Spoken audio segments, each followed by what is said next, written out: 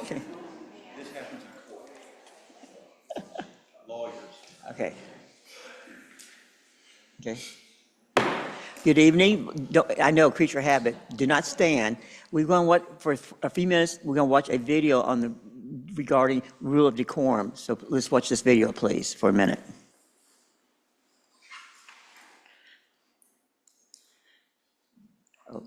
Elected officials, listening to perspectives of city residents, business owners, and other community members. Welcome to Ozark City Hall. We're glad you're here for the Board of Aldermen meeting and engaging with your elected officials. Listening to perspectives of city residents, business owners, and other community members helps our elected leaders make more informed decisions.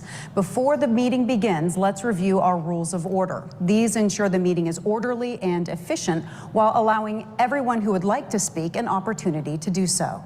There are two opportunities for you to speak: during the agenda's scheduled visitor and guest portion of the meeting, and during public discussion of new bills and resolutions. During the agenda's scheduled visitor and guest portion, anyone who signed up at the city clerk's office before 5 p.m. the Wednesday before the meeting can speak to aldermen about the topic they specified. Now, in the public discussion of new bills and resolutions, that allows you to give comments for aldermen to consider before they make a decision. Anytime anyone is speaking, the following rules apply. First, only one person should speak at a time. Please be respectful of the person speaking and hold your comments until it's your turn. Second, anyone speaking must do so from the podium and speak into the microphone. Third, you must first provide your name and address in writing to the city clerk before beginning your comments. These forms are provided near the entrance. You also must state your name and address to the Board of Aldermen using the podium microphone. Fourth, all comments should be addressed to the mayor and aldermen. Finally, all speakers have 5 minutes to make their comments. The mayor or alderman may have additional questions for speakers after their 5-minute time limit. Occasionally, the board will invite someone to make a presentation at the meeting. This is only to give information to the board about a specific topic. These presenters will have no time limit on giving their information. This meeting will be live streamed and recorded with video and audio unless there are technical difficulties. The use of cell phones or other devices is discouraged during the meeting. Please silence your phones right now. Again, thank you for being here and engaging with the City of Ozark. The meeting will begin shortly. Let's please stand for the Pledge of Allegiance.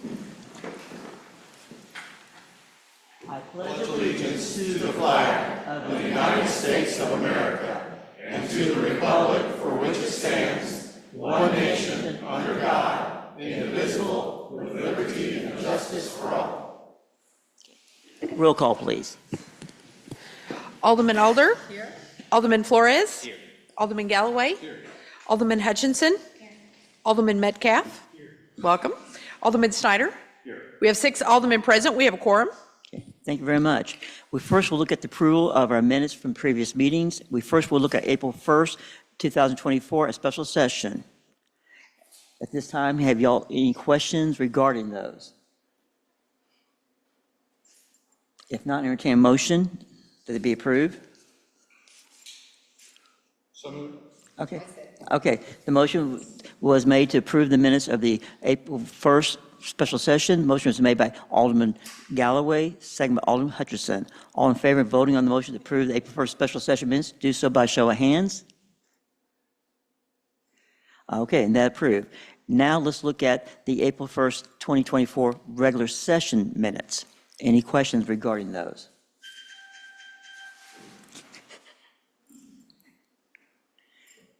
If not, entertain a motion that, okay.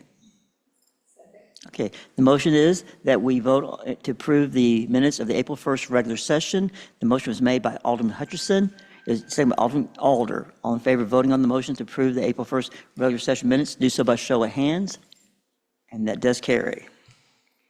Okay, at this time, we are going to recognize Alderman Heather Alder. You're going to come out to the front.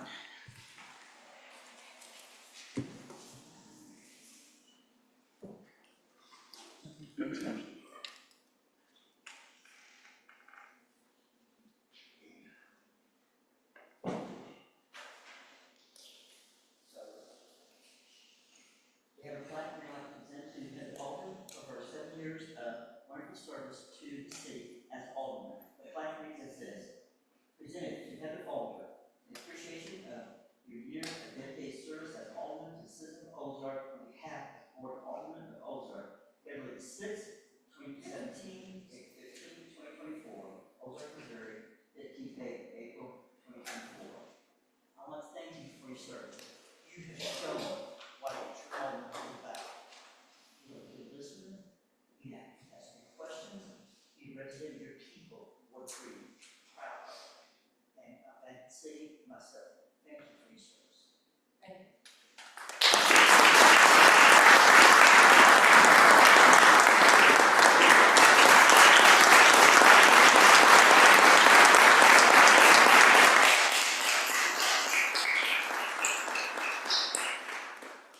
I just want to say, it's really been an honor.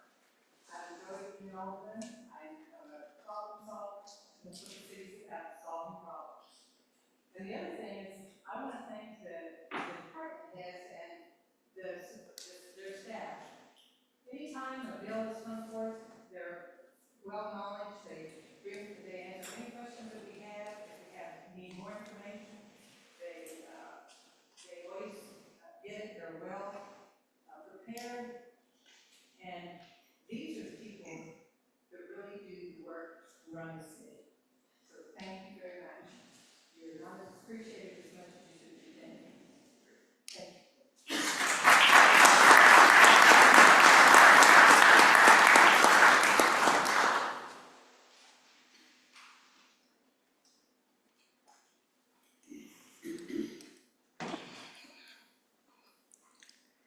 Okay, we have tonight we have some special guests.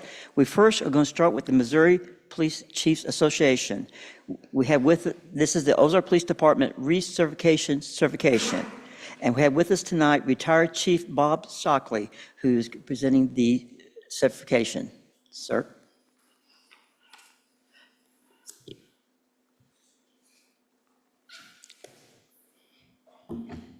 Good evening. As he said, my name is Bob Shockey. I'm the Executive Director of Missouri Police Chiefs in Jeff City. We represent the police chiefs across the state. We are one of two agencies that can certify and accreditate a police department in the state. CLEA and the Missouri Police Chiefs are the only two that can do that. This is I'm proud to say, your third reaccreditation. That's huge, because that's probably one of the longest running in the state. So it's a big salute and hats off to the men and women of your department and your chief, who is willing to open up the department to make sure they meet state standards. So this is an honor for us to be here. We love that you, as the city council, support this. This is very important for your department. It makes sure that you meet all state standards within your police department when it comes to policies and procedures. And we're just honored to be here today. So I don't know who I will give this to.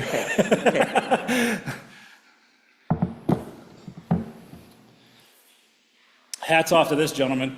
He's the one that did your accreditation, and this is not just a 30-day, 60-day. This is 2 to 3 years to get accredited through the state, through the Missouri Police Chief. So this is an ongoing process, and your department has just really stepped up and are top notch in what they do here. So congratulations. So.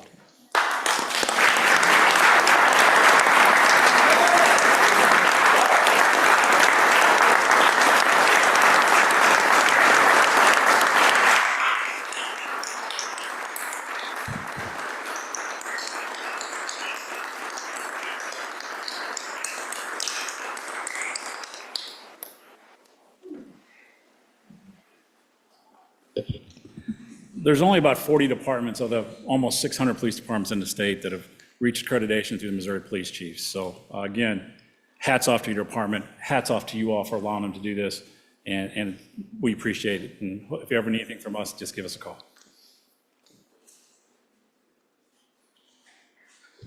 All right, I don't like to speak in front of people, so I figured I'd take this opportunity. But tonight is a really proud night for us, for me personally. Like Executive Director Shockey said, there's not many agencies in the state, let alone that do accreditation once, but especially don't go through it 2 more times. It's an optional thing.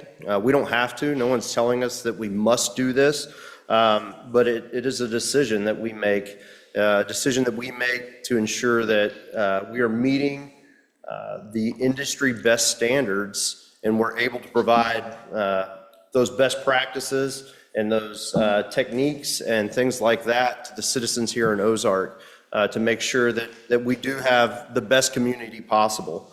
Just a reminder to you guys, some of the things that certification does for us that you guys don't have to worry about by us participating in it is it helps us identify and implement those best practices for wherever you are in law enforcement. Those policies, those procedures, practices, the standards that we're giving are a constant reminder to us of we need to be doing things a certain way to meet that industry best practice. It improves our effectiveness and efficiency in delivering law enforcement services. It also provides us with framework to evaluate our policies and practices and procedures as we go, to make sure that we don't need to make adjustments here and there to be a better police department. Really, it's our commitment to professionalism, a commitment that we will adhere to those best practices and those professional ways of providing law enforcement services. And it just allows us to pursue excellence in law enforcement. That's one thing that law enforcement doesn't have, is just a complete standard for every way of doing something. You go to agency to agency to agency, and it may be a little bit different. Well, this is our best way as law enforcement professionals to standardize that response, whether you're in Ozark, Missouri, or in St. Louis, Missouri, or in Florida, or New York, or California, or Texas, or wherever that may be. This is the way that we standardize that. And all of our staff, they play a very important role in this. They may not recognize it, but day in and day out, everything that they do is governed really by us adhering to these best practices. And a lot of times that means that they have to do things that are harder. They have to do more of it. They have to do it in a different way than an agency that isn't accredited, because those agencies don't care, because they don't have people like Bob and his staff who come in and go through our policies, procedures, facility, and everything else with a fine-tooth comb. But we invite that, because that's only going to make us better when we have someone who can hold us accountable if we're not meeting those industry best standards. I want to recognize some of the significant people that are around me. As the chief, I kind of guide and direct and things like that, but I have some really, really awesome people who surround me and really do this work day in and day out, and that's Lieutenant Jones, Lieutenant Dry, Lieutenant Deutscher. A couple of them are here tonight. Those guys are the everyday leader of our staff. They're out there making sure that we're doing the job that we are sworn to do. And those guys, they truly do make our organization better every day by the leadership that they provide to our staff. And then last, and even more noteworthy, even with them standing here, I'd say it to their face, is the efforts of Captain Hill. Derek Hill, he's our program manager for certification. He's our deputy chief of police. And he is undoubtedly the leader when it comes to our certification efforts. He's pretty amazing. He works tirelessly on these things. I think he gets less sleep than I do thinking about things that we need to do better. If you know Derek and I, you can all believe that, because I walk in the morning and he's talking about things that we need to do different. And I'm like, cool. But he, I would choose no other person to do that job for me than Derek Hill. And I probably don't tell him that enough, so I'm making an announcement in front of like 100 people that's where the credit is really due, is somebody who is focused and driven to make an organization better. So Captain Hill does that for us. So I thank you all for your time tonight. I'll leave after I'm done. But we appreciate the support that we get, and I vow to you that we will continue to pursue being the most professional law enforcement agency in Southwest Missouri for as long as I'm here. All right? Have a good night. Thank you.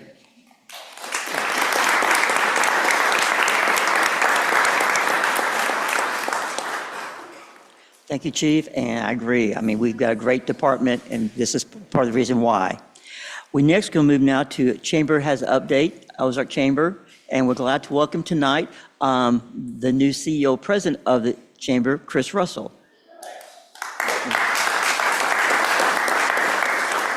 I got to tell you, I'm really excited about being here. I'm looking forward to really diving in. But first of all, before we get started, I do want to say a big thank you to our Chamber Board of Directors for giving me the opportunity to get back into this game. I took a little bit of a break, and I absolutely love it. And I am so excited to be able to come and work with all of you and all of the people in this community and to continue the tradition. 75 years. A lot of people in this room may not know that the Ozark Chamber of Commerce has been around for 75 years, and the traditions that went with that, we're going to continue that and grow upon that. And a big part of that is working with the city and the city staff and other strategic partners such as, the school districts and the fire districts and the police department and everybody that brings this together, all the nonprofit organizations, everybody that brings a chamber to be awesome and amazing, which it should be for the Ozark community. Now, with that said, we're already kind of moving fast, so I tend to go fast, and I'm looking forward to, in the future, guys, bringing you guys more information. Tonight, I've been in the office for a little over, going on my second week. In the first week, we're able to go ahead and secure a location, and we are proud to say that the Ozark Chamber of Commerce now does have a physical location right here in the heart of the downtown district, sort of. It's up here on 1503 South 3rd Street. It's going to be a great location because it gives us an office that's plenty big to expand and have small committee meetings. In addition to that, it has a shared lobby that nobody else in that room is going to, or that office complex is going to use. So we're already turning it into another miniature visitor center, trying to reestablish the fact that, hey, Ozark's here, Ozark Chamber has a presence, because when you're in the chamber world, you have a lot of people that still search for chambers, and they stop by and they want things such as maps and information about their community. So I'm inviting anybody in this room. I have plenty of space. If you would like to bring information about your nonprofit organization, whether it's the Historic River District or if it's the whatever organization it is, the Christian County Museum, it doesn't matter. Schools, I need information from the schools, the city. We've got plenty of room, and we want to advertise that.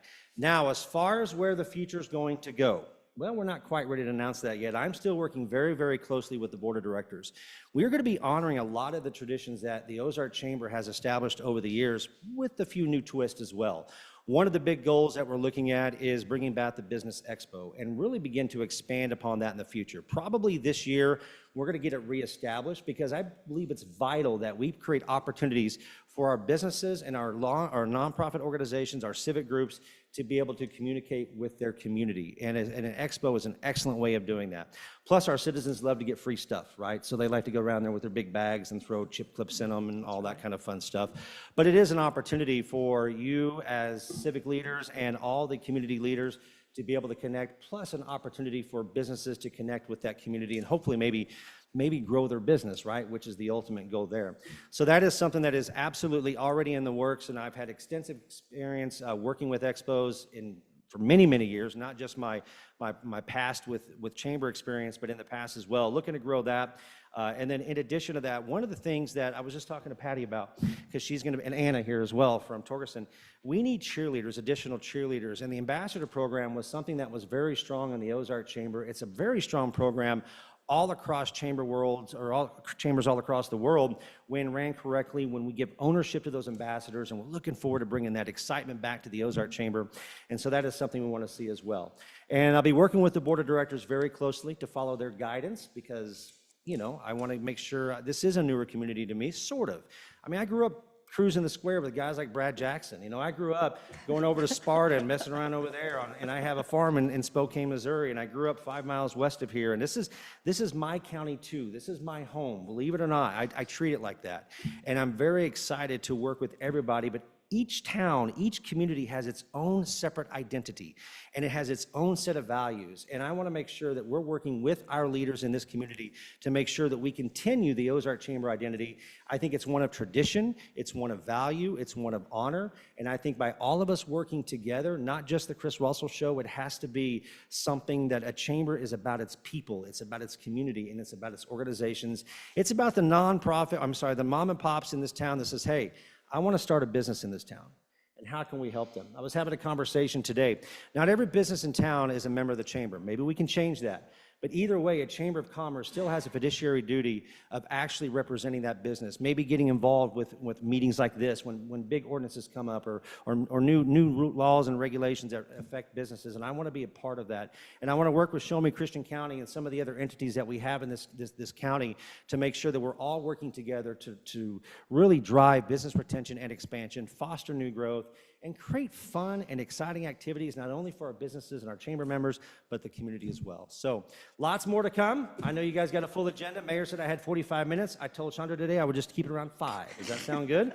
Any questions for me before I sit down and let you guys get started? Well, look, I'll see you guys often. I guess I'm here once a month, which makes me excited, and my reports will always be fast and quick, but always, if you have any questions, that office is right up the hill. Call the chamber office. If my little maroon or my Ford truck's in the parking lot, feel free to stop by, and I'd love to show you around. Now, So. Chris, Alderman Alder has a question for you. Yes, ma'am. I just wanted to say, glad to have you. Thank you. Oh, Thanks you and I for have coming. always gotten along so well. You bet. Yes. You I'm gonna bet. come over and get some cheese later. Maybe tomorrow. I'll come by and get some free cheese.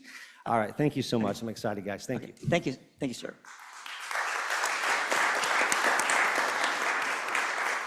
Okay. We now move to our first reading of bills and resolutions, and this part would be open for public discussion as I make mention to that. And just as a reminder, if you are speaking on a bill or resolution, you have a 5-minute time limit, and you'll be able to speak one time. So at this time, we're going to move to our first bill, which is bill number 3549. Your Honor, I move that we place bill number 3549 on its first reading by title only. And there's a second. Second. Okay, so we're placing bill number 3549 on its first reading by title only. The motion was made by Alderman Galloway, second by Alderman Hutcherson. All in favor of voting on the motion to discuss bill 3549, do so by show of hands. And it does carry. An ordinance declaring the results of an election held on April 2nd, 2024 in the city of Ozark, Missouri. Okay, any staff comments? Okay. Okay. Okay. Since this is first reading, I don't see him from the board. Anyone from the public wish to speak for or against bill number 3549? Okay, I am not seeing any movement, and I was informed there's no Zoom on Zoom tonight. So at this time, it's been requested that this bill would be expedited tonight. Your Honor, I move that we place bill number 3549 on its second reading by title only. And seconded by, okay. So the motion is to expedite bill number 3549 on its second reading. The motion was made by Alderman Galloway, seconded by Alderman Hutcherson. All in favor on the motion to discuss bill 3549, do so by show of hands. And that does carry.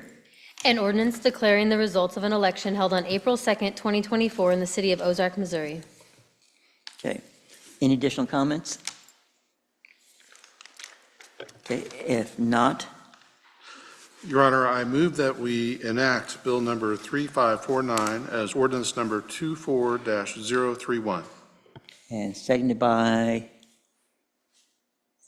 Okay, so the motion is that we enact Bill 3549 to become ordinance 24-031. The motion is made by Alderman Galloway, seconded by Alderman Hutcherson. Roll call, please. Alderman Alder. Aye. Alderman Galloway. Alderman Flores. Alderman Snyder. Alderman Hutchinson. Alderman Metcalf. We have 6 aye votes, motion carries. Okay, thank you very much. At this time, we will move into the swearing in. Yes, Alderman Galloway and Alderman Snyder, if you'll meet me out front here.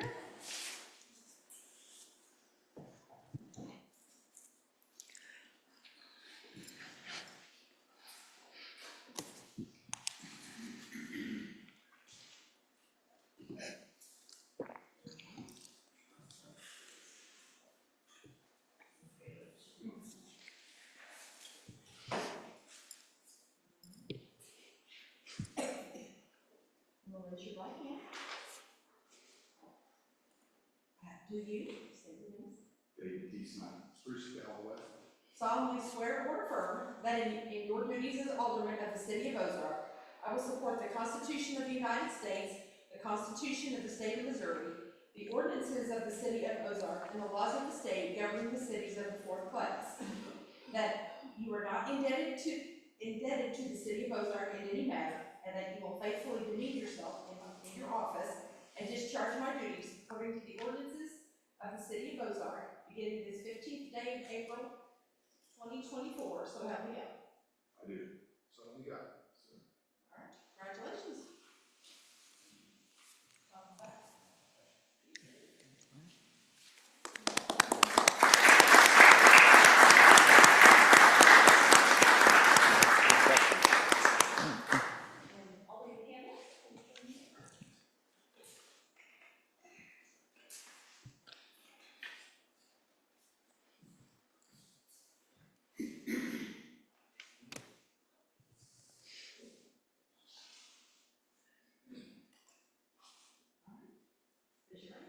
Okay, do you state your name? Solemnly swear or affirm that in your duties as alderman of the city of Ozark, you will support the Constitution of the United States, the Constitution of the state of Missouri, the ordinances of the city of Ozark, and the laws of the state governing the cities of the fourth class. That you are not indebted to the city of Ozark in any manner, and that you will faithfully demean yourself in your office and discharge duties according to the ordinances of the city of Ozark, beginning this 15th day of April, 2024. So help me God. I do. That's it. Congratulations.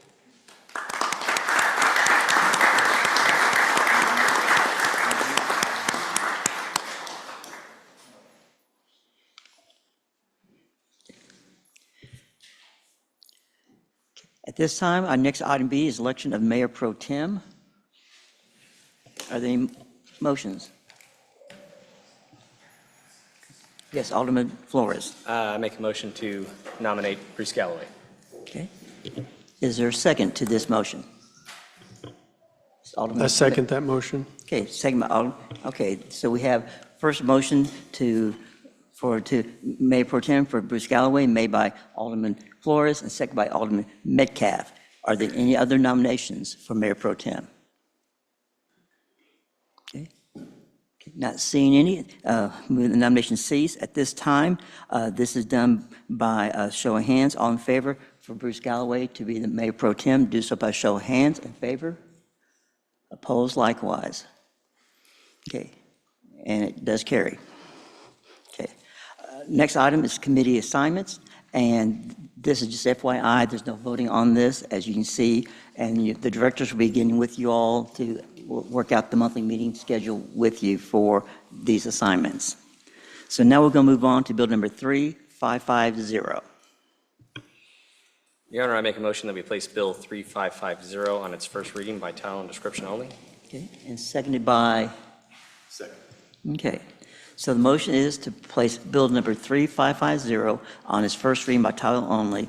The motion was made by Alderman Flores, seconded by Alderman Snyder. All in favor of voting on the motion, discuss bill number 3550, do so by show of hands.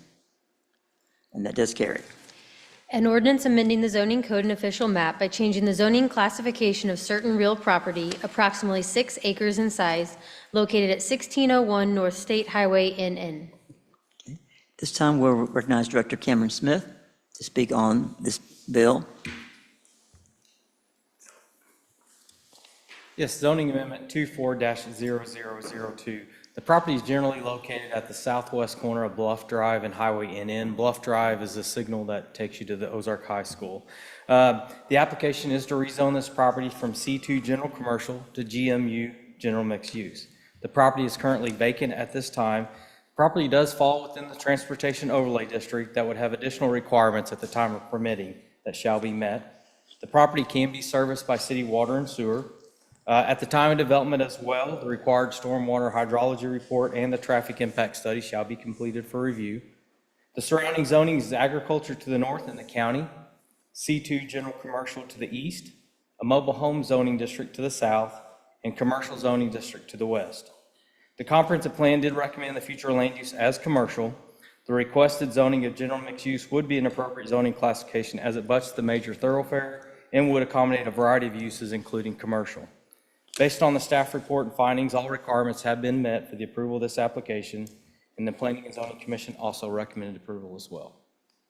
With that, be happy to answer any questions. Any questions for Director Smith? Okay, Alderman Snyder? Mr. Smith, does this also, this zoning request also accommodate the potential for multifamily? Yes, it does. Okay, thank you. Okay. Any other questions? Okay, Alderman Flores. With the multifamily and stuff like that, is there certain percentages that There are some, limit how much? in the GMU, there are some requirements regarding if it's single family, which has to be on an upper floor, not necessarily on the multifamily scenario, but it does offer a variety of blends of uses. Okay, Alderman Hutcherson. Are these all rentals or are they also for purchase? Actually, the applicant is here. They'll probably have a presentation. I'll let them answer the specific questions of what they propose to do.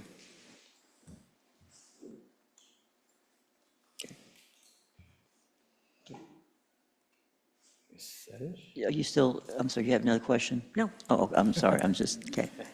Okay, no one else? Okay, at this time, we will open this up now, because this is first reading, to the public, and anyone here wish to speak regarding bill number 3550, as for or against? Okay. Okay. Yes, sir, you may come to the mic, sir.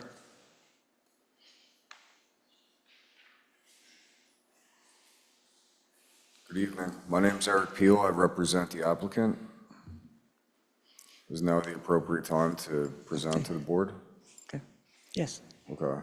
I have a short presentation.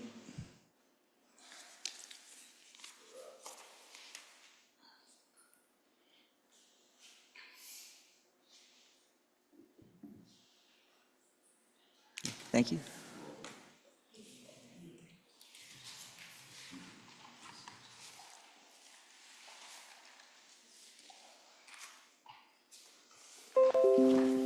My address is 25 East Philadelphia Street, York, Pennsylvania.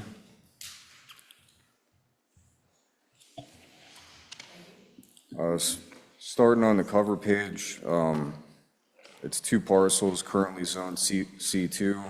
The proposed rezoning is to general mixed use. The second page is a sketch plan of the proposed development.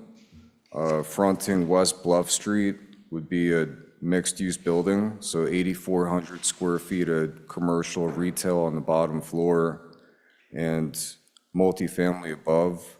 The bulk of this project is a townhouse project, so it's not primarily geared towards multifamily. That was one of the feedback we got from the Planning and Zoning Committee, that one of the members talked about reaching out and recruiting teachers for the school. And one of the issues they were having getting other teachers here was not having a townhouse product like that. So this seemed to resonate well during the last meeting. When you look at that sketch plan, internally our discussion was to flip the building to front directly on West Bluff Street. So the parking would actually be behind the building, more of a neighborhood town center feel. Currently, there's a street cut that goes out to Highway NN that's shown in dashed lines. We're gonna move that away from the intersection. It'll just be safer that way. I mean, this is an early stage, but once, with your approval, if we proceed to engineering, we'll be designing walking paths, landscape buffers. We'll have to design on-site stormwater detention, but primarily this is the vision for that property right now. The following pages, these are existing product of mixed-use developments with like a town center feel. So that first picture, that's the same concept that we're proposing to you here tonight, is bottom floor commercial, multifamily above. Then behind that would be the townhouse component, as shown in that picture. Second picture, another complex, same concept, mixed use in the front, townhouses in the back. Third picture is same thing, mixed use building. The next picture, that's a 3-story townhouse. There are garage units, 3-bedroom, 2.5 bath. This is the product that we envisioned for the back of the community. And then the traffic analysis. So the proposed improvements, it's 8,400 square feet of commercial use. There's 48 apartments proposed. That's above the, that's the second and above floors above the commercial, and then 72 townhouse units. The rest of this is all analyses from the Institute of Traffic Engineers. So, and I'll flip to that later, but the shopping center, they have denotations for different use groups. The shopping center is use group 820. The mid-rise apartment suburban is 221. And these are the actual parking demands. So the shopping center, we used the most stringent one, which is in December on a Friday. Around the holiday season, that's when the most parking demand is required. And it's 3.96 spaces per 1,000 square feet.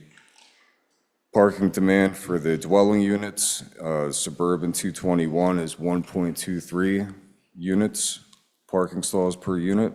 So the total parking recommended per the Institute of Traffic Engineers is 181 spaces. We're proposing 204, so it exceeds the Institute of Traffic Engineers, what they recommend. Vehicle trip generation is the next component of this.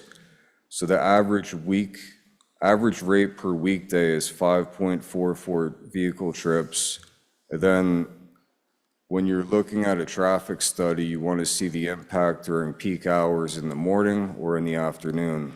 The morning, the most traffic is 7 to 9 a.m. Afternoon is 4 to 6 p.m. So these are variables that in the subsequent pages, the study shows how they derive these numbers of 0.36 and 0.44. So the next, on table 1, this is the trip generation data. So as you would expect, on a weekday, you'd have 50% vehicles entering, 50% vehicles exiting the community. Peak hour in the morning, you'd have 26 entering, 74% leaving, primarily for work, and the inverse in the afternoon for the peak hour.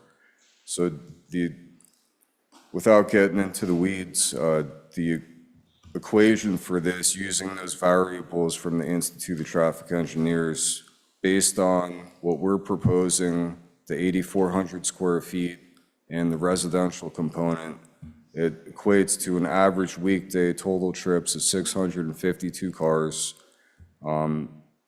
Peak hour demand in the morning would be 41, and peak hour in the afternoon would be 50. Why that's important, everybody's always concerned about traffic. So if you look at the next page, these are the traffic daily volumes based on MoDOT. So there's 2 graphs here. The top one is the north, and that's based on year 2023, and the bottom is the south direction. So it's got average daily traffic of 3515 for the north. The south is 3806. And then near the bottom of each table is the peak hour volume for AM and PM. If you look towards the bottom, I have total AADT north and south. So for Highway NN, the total vehicle trips is 7,321. The peak hour volume in the morning is 1,070. Peak hour volume in the afternoon is 669. And the preceding page was the math for the proposed development. So that bottom, the percentage impact of our proposed development based on MoDOT study of that route, our total vehicle increase would be less than 10%. It's 9% more vehicle trips per day. And in the morning, the peak volume between 7 and 9 a.m. is only an increase of 4%. And then in the afternoon, it's an increase of 7%. So really, this proposed development, traffic-wise, is de minimis impact on the street based on MoDOT's data. And traffic is always a sticking point. That's why I went through a little more time with that, just to convey that. The subsequent pages here are just tables from the Institute of Traffic Engineers. I highlighted use group 221 for the residential component, just to back up, show you the data where it came from. The following page is the shopping center. And that shows you the 3.96. All these pages are based on actual parking demand. This has nothing to do with trip generation. But then the last couple pages here, these are all the backup information for the trip generation. So it talks about the multifamily component, residential component, and this is where those variables came from to plug into the equation for the trip generation, the 5.44, the second to last page, the 0.36, and this is studying like 53 studies based on communities all over the country. Last page is the peak hour for the afternoon. So in a nutshell, that's the concept plan for the project. That's the impact traffic-wise. I gave you some pictures of what we were imagining. We really like the property. We really like Ozark. We'd like to invest in your community, and I'm ready to take any questions you have. Okay. Any questions from the board? Okay. Alderman Snyder. Just out of curiosity, based on what you've given us right here, what do you think the average rent would be or lease would be on one of these units? For a townhouse, probably around $1,800 is my guess. Okay, what about apartment, 2-bedroom? My partner strictly handles operations. I'm more of the development construction person, so I'll be working through all the design and the engineering. So I can't speak to that with great certainty, but I would expect the market rate apartments to maybe be, $1,400 or $1,500 range. Thank you. Yep. Did you have a question, Alderman Galloway? Yeah. Under the proposal, well, strike that. You're anticipating the maximum height of the building to be 3 stories, is that right? Correct. And at the planning and zoning, was there a condition that was placed on it for that height? No, we had a unanimous vote. The townhouses would be 3-story. The mixed-use building fronting Bluff Street would be 4-story. Would be how long? 4 stories. Okay. But the townhouses, to provide a good townhouse design with an integral garage, typically those are always 3-story in my experience. Sure. I have to say, compliment you. You've put together a very nice portfolio, and you walked us through the traffic study, I think, better than I've had any developer walk us through a traffic study with graphs and explanations that were easy to follow. Tell me a little bit about your company. Is it, how long has it been in operation, that kind of thing? I'm here representing Sharpline Equity. They own approximately 1,200 to 1,500 units across the country. In the Springfield area, they own and operate about 250 units. They've been in the real estate business, they're owners and operators for over 10 years. Me personally, I've been in real estate development for about 20 years. I've developed and built just under 2,000 units. So I sold the building to Sharpline years ago. That's how we met, and we started working together, and he brought me out here, and I love it out here. The design of the buildings is illustrated as part of the concept are pretty impressive. Is there a property that MLM has done that's similar in design to this that you could point to? MLM is the record owner. Sharpline is the equitable owner Sorry. as the purchaser. I mean, I could show you pictures on my phone right now of a 190 unit that I'm building in Lancaster, Pennsylvania. These products were all built in Mechanicsburg area in Pennsylvania, up towards that way. Well, I would, just from point of view of background only, I know that we're voting on what's before us, but between now and second reading, if you're able to send us some JPEG or PDF images of the kind of development that your people have been involved with before that's similar, I would appreciate it. Okay, sure. Thank you. You're welcome. Okay. Alderman Campbell is next. You mentioned property in, I think you said 250 units in Springfield. Correct. Could you tell us what property that is? One of them is Sowell Apartments. That's on Is that on Elm Kansas Street. Expressway? I think it's 430 East Elm Street in Springfield. Oh, okay. There's Logan Heights. Logan Heights in Rogersville, and then also Megan Lane Apartments in Willard.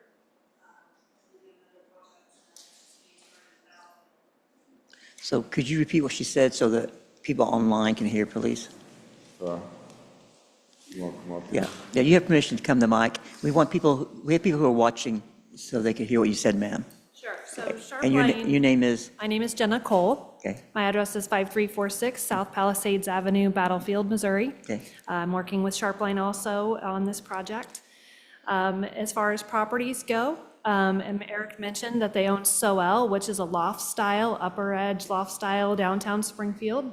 Very nice property. Logan Heights in Rogersville was just built a couple of years ago. Also a very nice property, and then they also own and manage Megan Lane Apartments in Willard. So all of those, if you look them up online, they're very high quality, very well run. The other thing I'll say about Sharpline is that they do self-manage. So they do have very high standards and criteria for their applicants. That's going to be part of the process that they put in place. They also have on-site local property managers. So there's always going to be someone looking after the property to make sure that things are taken care of and addressing any concerns that come up. The final thing I will say is, in terms of studying Ozark, some of the feedback that we received when we were looking into which communities to invest in were that there was a shortage of affordable homes and housing in Ozark. As the real estate market has increased, it is making it more difficult for families, especially families that are, not making 6 to 7 figures a year, to afford places to live, but they're also ideally looking for the things that Ozark offers and can be great citizens for Ozark. They're looking for great schools and a great local community. And so that was one of the things that attracted us to this property.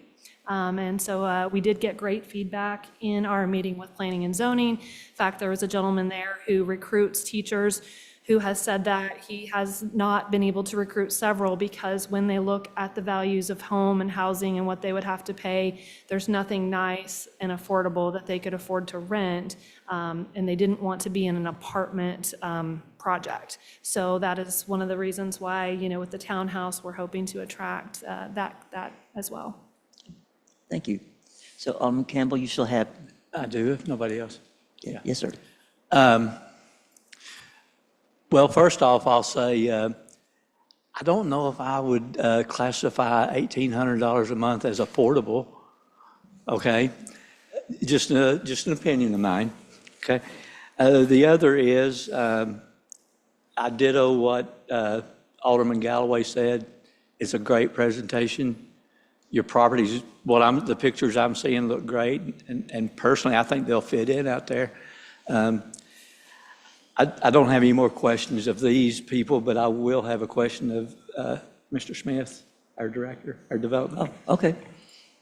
Thank you. Okay, we'll go ahead. You want, For Chairman Smith. okay, well, you want to go ahead and address the question to Director Smith? Oh, I and then- can. And I then can. I'll have, do you have a question for them? Just the question Okay, about, let's do this then. Let's do Alderman Hutchinson next. just the question about, I noticed it said condominium, Okay. so are those for home ownership? Okay. Or is this all totally rental? No, ma'am, it would be rental for that. Okay, he has a question, also Alderman Flores, for you all. One thing right now, and I'm sure you guys are aware of it since you're in the business of building this, but a lot of developers are having a hard time with multifamily projects or townhomes, things like that, to get them into budget, to be able to make them affordable for the clientele. What I've seen a lot recently is it ends up, there's a lot of sacrifices that go on to the look of something or to bring that into a price point that pencils out. And so do you guys have concerns with the concepts that you have there actually being able to be brought into budget to make those type of rents affordable at this time being? The answer would be, it's definitely more difficult now, but not concerned about having it pencil. Like I said, I'm building 190 apartments in Lancaster right now. Lead times are more difficult, like transformers, electrical gear. Like you have to plan 60 weeks out now for that kind of material. Things have increased in cost, but rental prices have kind of balanced that too as they've increased as well. But it does make it more difficult. Sharpline, being the size of the company it is, it has a lot of connections with financing, sophistication with finding the right financing. And in today's market with high interest rates and high cost, being able to navigate that is critical for actually making a project break ground. Does anyone else have a question for the developers? Yes, ma'am. You said fourth story, some of them are fourth story. Just the one building fronting Bluff Street.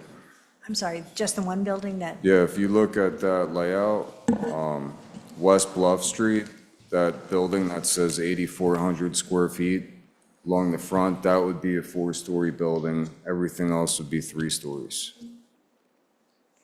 thank you. You're welcome. If not, thank you all very much. And then I know Director Smith, if you come back, please. Okay. Yes, sir. Alderman Campbell. I have two questions. I can either wait with my second one or whatever you determine. So my first question is, I'm a little bit, well, I don't know the answer to this, so that's why I'm asking the question. Tell me what the difference is between GMU and PUD, and why this would be one and not the other? Yeah, general mixed use is a straight zoning district that has a lot of design guidelines built into it, also allows for a variety of uses. In kind of retrospect, the PUD is a larger process where you'd actually create a lot of your own design guidelines and kind of your own restrictions. So you can look at general mixed use as more just a straight zoning. It's a more simplified process. Early on in the application process with the applicant, there was discussions about multifamily zoning. Staff suggested we look at this general mixed use to do a variety of uses within the complex. Also, the general mixed use ordinance requires additional amenities, some design features on buildings to give it a little more of a creative feel to that site. So that's kind of why we went down the direction of general mixed use, suggesting that to the applicant for the proposal. Okay, I appreciate that. Second question? Yes, sir.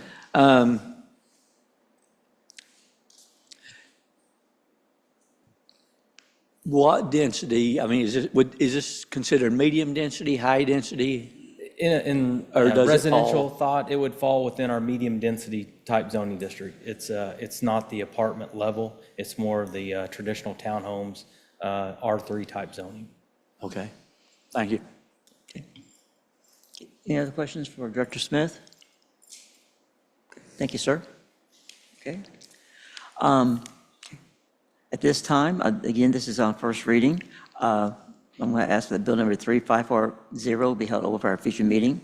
Now we're going to move now over to Bill number 355. Oh, okay. I'm sorry. I'm going to backtrack.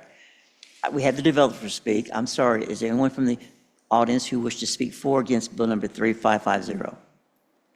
Thank you. Because we want to be fair. Okay. Thank y'all very much. No, you're fine. Okay. So Bill number 3550 will be held over a future meeting. We're now going to move now to Bill number 3551. Move that we place Bill 3551 on its first reading by title and description only. And seconded by? Okay. We are now at Bill number 3551. It's on first reading by title only. The motion was made by Alderman Flores, seconded by Alderman Snyder. All in favor of voting on the motion to discuss Bill number 3551, do so by show of hands. And that does carry. An ordinance amending the zoning code and official map by changing the zoning classification of certain real property, approximately .17 acres in size, located at 1701 North State Highway, NN. Okay. And will I have Director Smith come back, please? If you want to scroll to the site plan or the aerial photo map. Anyway, while they're pulling this up, so okay, here you go. So on the very eastern corner, you can see it highlighted, surrounded with a cyan blue color, a little triangular piece. This application is related to the previous application. There's 2 parcels there, and that's why you'll see 2 on the agenda. Other than that, I'd be happy to answer any questions, but it's the same information, just trying to rezone both of their parcels. Okay. Any questions for Director Smith from the board? Okay, I am not seeing any, so thank you, sir. At this time, this is a first reading. Anyone from the public who wishes to speak for or against Bill number 3551?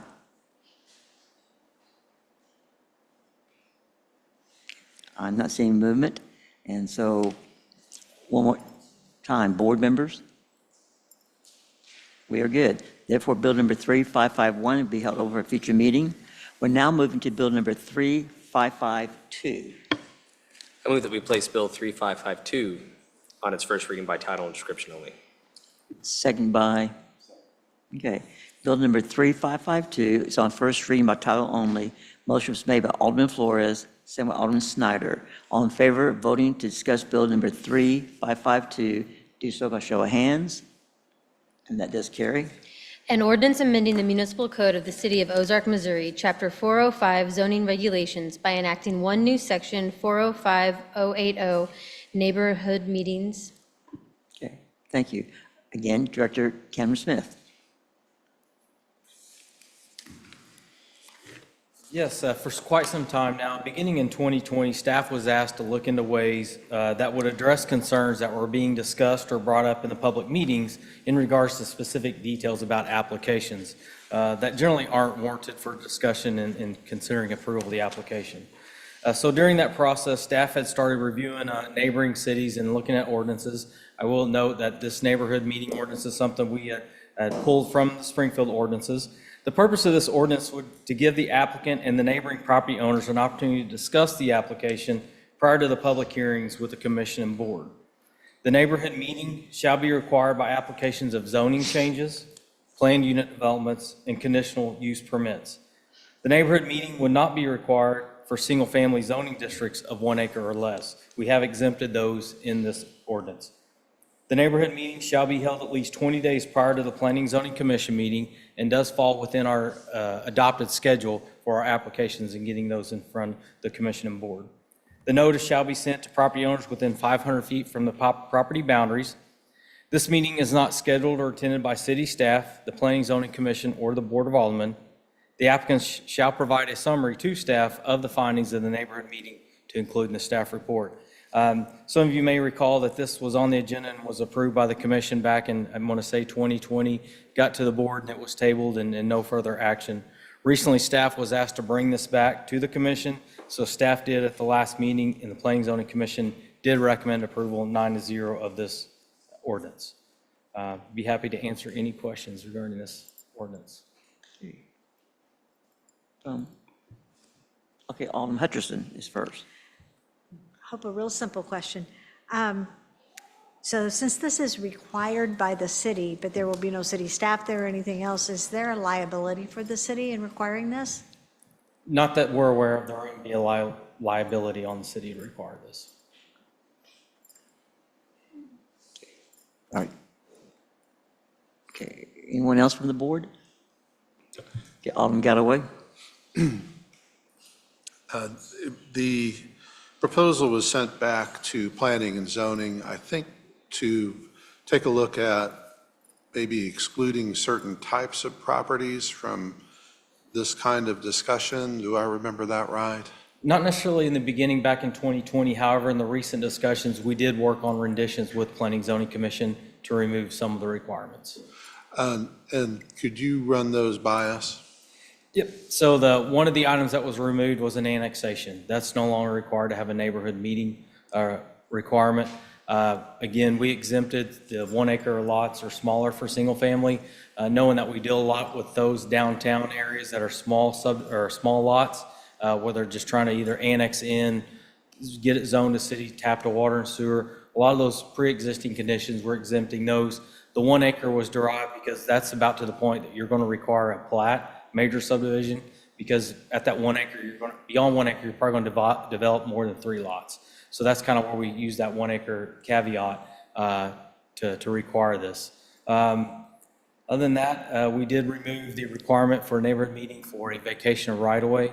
In most cases, those will be enacted by the city, so we thought we can just remove that from this requirement. So what the overall goal, it sounds like from planning and zoning, is just to make sure we're calibrating this so that it applies to developers that have a greater impact on their neighbors. Yes. And would it be fair to say that the reason behind having this kind of law and policy would be to educate neighbors of what's coming their way and give them an opportunity to communicate directly with the developer so they understand it? Yep, that's correct. One of the language that was asked to be removed by staff, by the commission, was the word negotiate. So what this ordinance does allow for is those neighbors to have an open dialogue with the applicant outside the public meetings. For instance, zoning. Generally, when you're looking at zoning, you're zoning dirt. You're not really wanting to dig into the specifics of the detail of what the facility will look like, necessarily the stormwater, traffic, all that's addressed down the road. But this would allow that those neighbors that have those concerns can ask specifics about the application that generally isn't considered for the commission and board to make the determination on. So again, just to have that open dialogue of getting specifics about the application. And it also gives the neighbors a greater opportunity to learn about what's happening. Yeah, so, yep. I think we've heard at times, complaints that notifications weren't seen or received, but I think oftentimes we, don't see those signs because they're put on, we just don't see them, and then our mail, we just kind of toss them. But this would give an opportunity for people to have more time to receive notification, hear about it, and get involved, and make sure they're aware of what's happening in their neighborhood. Yeah. Another thing to point out, it does capture a broader radius around the property, the 500 feet versus 185 that our public notices go out. So it helped capture more people to be involved. Thank you. Okay, anyone else from the board have questions for Director Cameron? Before I open up to the public. Okay, I'm not seeing any. Thank you, sir. This time, we'll open to the public for those regarding bill number 3552 who may be for or opposed. Jeannie McFall, 1324 East Warren Avenue. I did some research with Springfield because you keep referring to Springfield. I do have a question about the number of days, if it's calendar days or business days. That may be in a definition someplace. Springfield actually mails out the letters, so they have to be there 11 days prior to the event. You take them to the city of Springfield, and that isn't addressed in your ordinance at all. You might want to think about that. The other thing is, they have 10 days prior to the meeting to get the summary in. You're asking for somebody to get it in within 5 days and then 15 days for your public meeting. The other question would be, where are you going to allow this meeting to be held? They are recommending a public location after the fiasco with the tent on the corner of National and Sunshine. They're recommending a fire station, a police station, a library. So will those places be able to be used at no expense for the people having the meeting? There's just several things to think about. The person that just made the application, if his lot had been larger than an acre, he would have had to have 2 separate neighborhood meetings because he has 2 different zoning ordinances. So just think about that. And the other thing is, if you are annexed into the city from the county, do you have to ask for zoning? Or can you be annexed without asking for any zoning change? I just recommend you table it and really think about what you're asking the public to do. It's not that it's a bad idea, but just think every situation that somebody will have to do this extra meeting. Thank you. Thank you. Okay. Anyone else from the public who wishes to speak for or against Bill number 3552?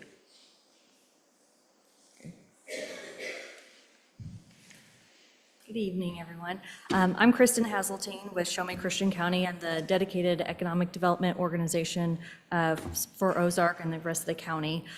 We submitted a letter with this to show both sides.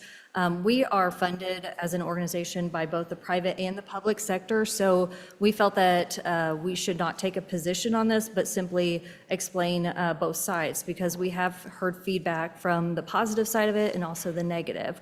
And so I ask that you review the letter if you haven't already, but really today I didn't want to take up a lot of time. I simply just wanted to answer questions about the concerns that were brought forth from the private sector, and just see if there was any questions regarding that, so. Okay. Any questions from the board?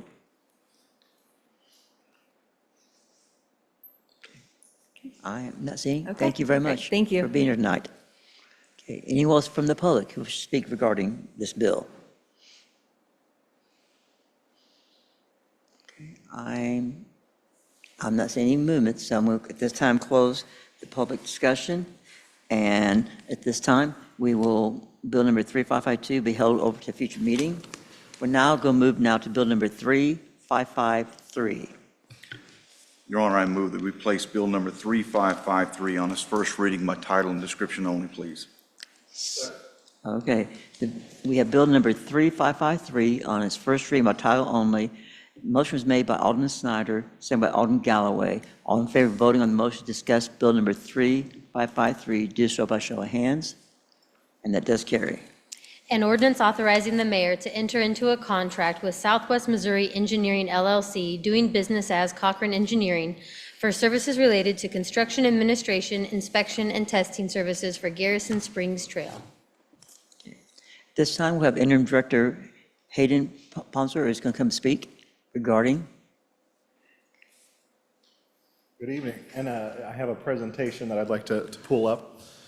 So this bill is in regards to the Garrison Springs Trail that we, in May of 2023, entered into a TAP agreement for.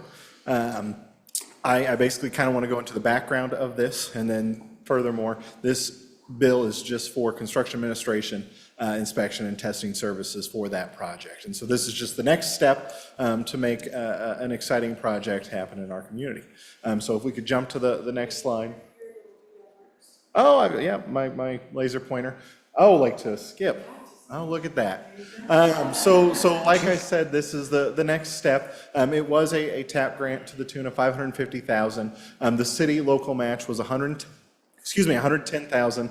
This is for a little over, and I apologize, that number may not be entirely correct. The first stage is 2,215 linear feet. I believe there's an additional 1,000 for a little over a half mile of trail from Finley River Park to a point just outside the Garrison Springs gate. This is, again, just for the construction administration for that project. This is not for the actual bid. This is not for construction, but this is just getting the ball rolling. Tentatively, the schedule would have design work completed and out to bid in fall of 2024. That's when you guys would see the next step for this project, and then notice to proceed happening tentatively in December of 2024. Like I said, this is just for testing and inspection of the project as well as construction administration. Our colleagues or our friends at Cochrane provided this map of where this trail is going to go. And so you all can see the blue is the existing trail, or the trail that's in progress, I believe, too, part of it at Finley Farms. The underpass is there. When they did the 3rd Street work last year, they constructed that underpass. Right now it's a dead end. You go underpass straight into nature. You will see that trail wind down from the firehouse, Public Works. It will go down to 6th, I believe that's Avenue there, and then continue in right-of-way along to that point right there at the driveway outside of Mr. Garrison's property there at Garrison Springs. With that in mind, I'm happy to answer any questions on this proposed contract. Any questions? I am not seeing any movement. Oh, Alderman I Flores. just have a comment. Yeah, absolutely. Great piece of trail. It'd be really nice to connect Garrison Springs to the park and the rest of the area there, so very exciting piece. In the 3 or 4 months now that I've been in this role, I have fallen in love with Garrison Springs, and I think this is just a pivotal piece of that. Okay, Alderman Galloway. Yeah, echo that. Garrison Springs is absolutely a priceless gem in the city of Ozark, with literally a hillside of waterfalls.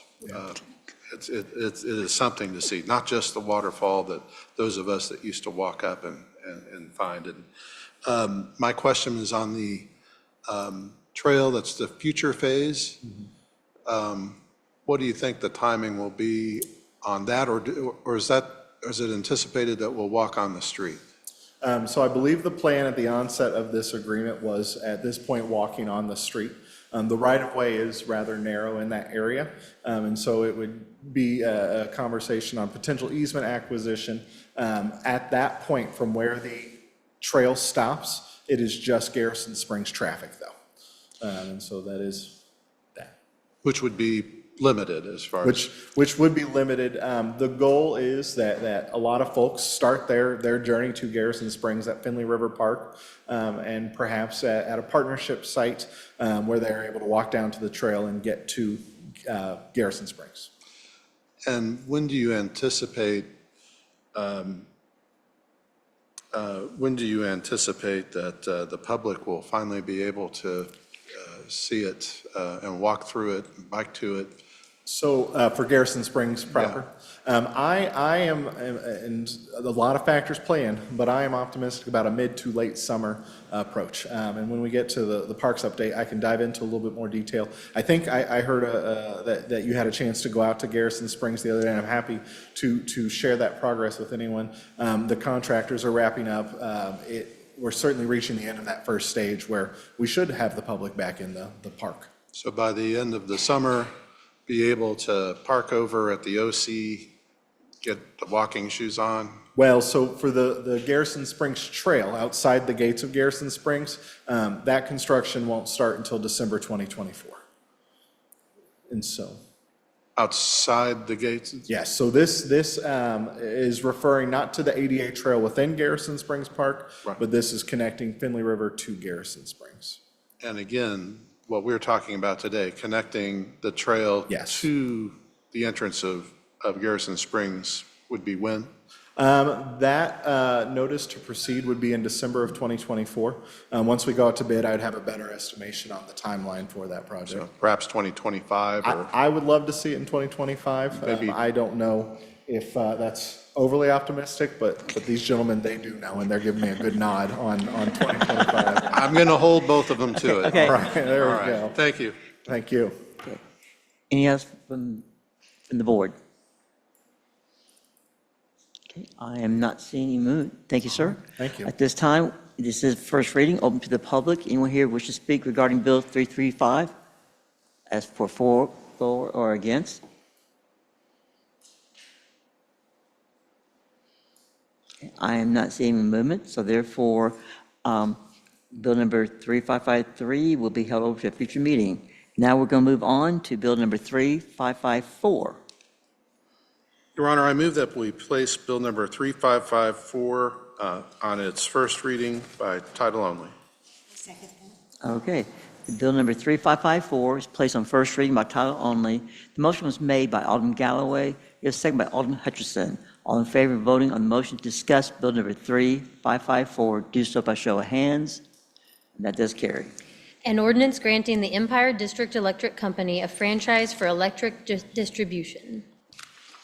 Okay. At this time, we'll have our interim city administrator, Ben declared, will be speaking on this. Yes, thank you, Mayor. This would renew our franchise with Liberty, Empire is now known as Liberty, would renew it for a 2-year period rather than the previous 20-year period. It was my understanding that the city wanted to have some ongoing and fairly in-depth conversations with Liberty about the services and rates and things that involve, frankly, some city finances and city facilities. I inherited this project very late. Typically, this would have been done in the year preceding, and I think Steve was probably working on it before he left. But when he left, as you know, we had several other employees also leave the organization, and it kind of created a knowledge vacuum. So when I inherited this, it was kind of at the end of the process, and we needed to move forward. So I was able to negotiate a 2-year extension rather than 20-year, which should give your new city administrator plenty of time to get into the community, get to know the representatives, get to know the issues, and negotiate on your behalf a much lengthier extension, probably more similar to the 20-year that's standard. Okay, any questions? Yes, Alderman Campbell. Just to Mr. DeClue, did I say that right? Yes, sir. Number one, you've done a good job filling that vacuum. Thank you. Number two, I do want everybody to know this is Liberty. It's not Empire District Electric anymore, really. Correct. Okay. I think people now, when they get their bill and it says Liberty, they can relate better to it. And the last thing I want to say, if it was you who got this down to a 2-year agreement versus a 20-year agreement, you deserve some credit for that, for sure. I think we need to, as you said, when the new administrator comes on, I really think we need to take a good hard look at that franchise agreement. Okay. Alderman Hutchinson? In your negotiations, was there any mention of them complying with dark sky lighting? Yes, ma'am. So the current lighting system that is distributed through the community, and technically this is an issue dealt with by the next bill, but I'll answer the question here, is near the end of its depreciable life. And so at this point, Liberty has informed us that they actually replace the current, I believe, sodium heads with a LED dark sky compliant head. And so as units go bad and are not repairable, they are replaced with the compliant light. So when you see new lights installed in the community at this point, they are compliant with the dark skies requirements and our LED, which obviously saves us money because we pay the power bill on streetlights. One other question. They speak to the availability of transformers. That's been a holdup for some of our commercial projects.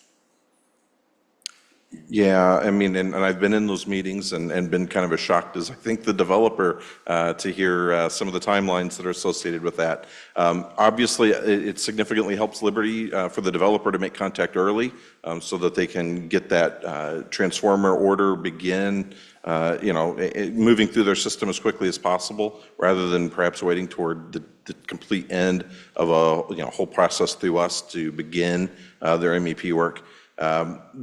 Ultimately, that decision by Liberty to, essentially no longer have a reserve stock of transformers is a twofold product of the COVID issues and supply chain issues that came about. So they do still have some issues with procurement, but also, frankly, it's a much larger corporate decision made, by the out-of-state entities that run the organization.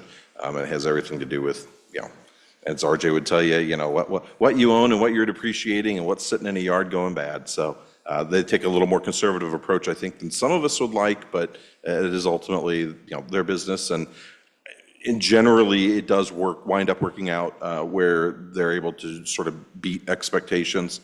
I don't think any project has quite taken the 2 years that they've estimated on the transformer order out yet. But obviously, we wish it was better. And it's something we've raised with them. And I know the development community is also raised with them. Okay, Campbell's next. I don't know the answer to this, but I have been, a question has been presented to me, so I'm going to present it to the board. The question is, first a statement.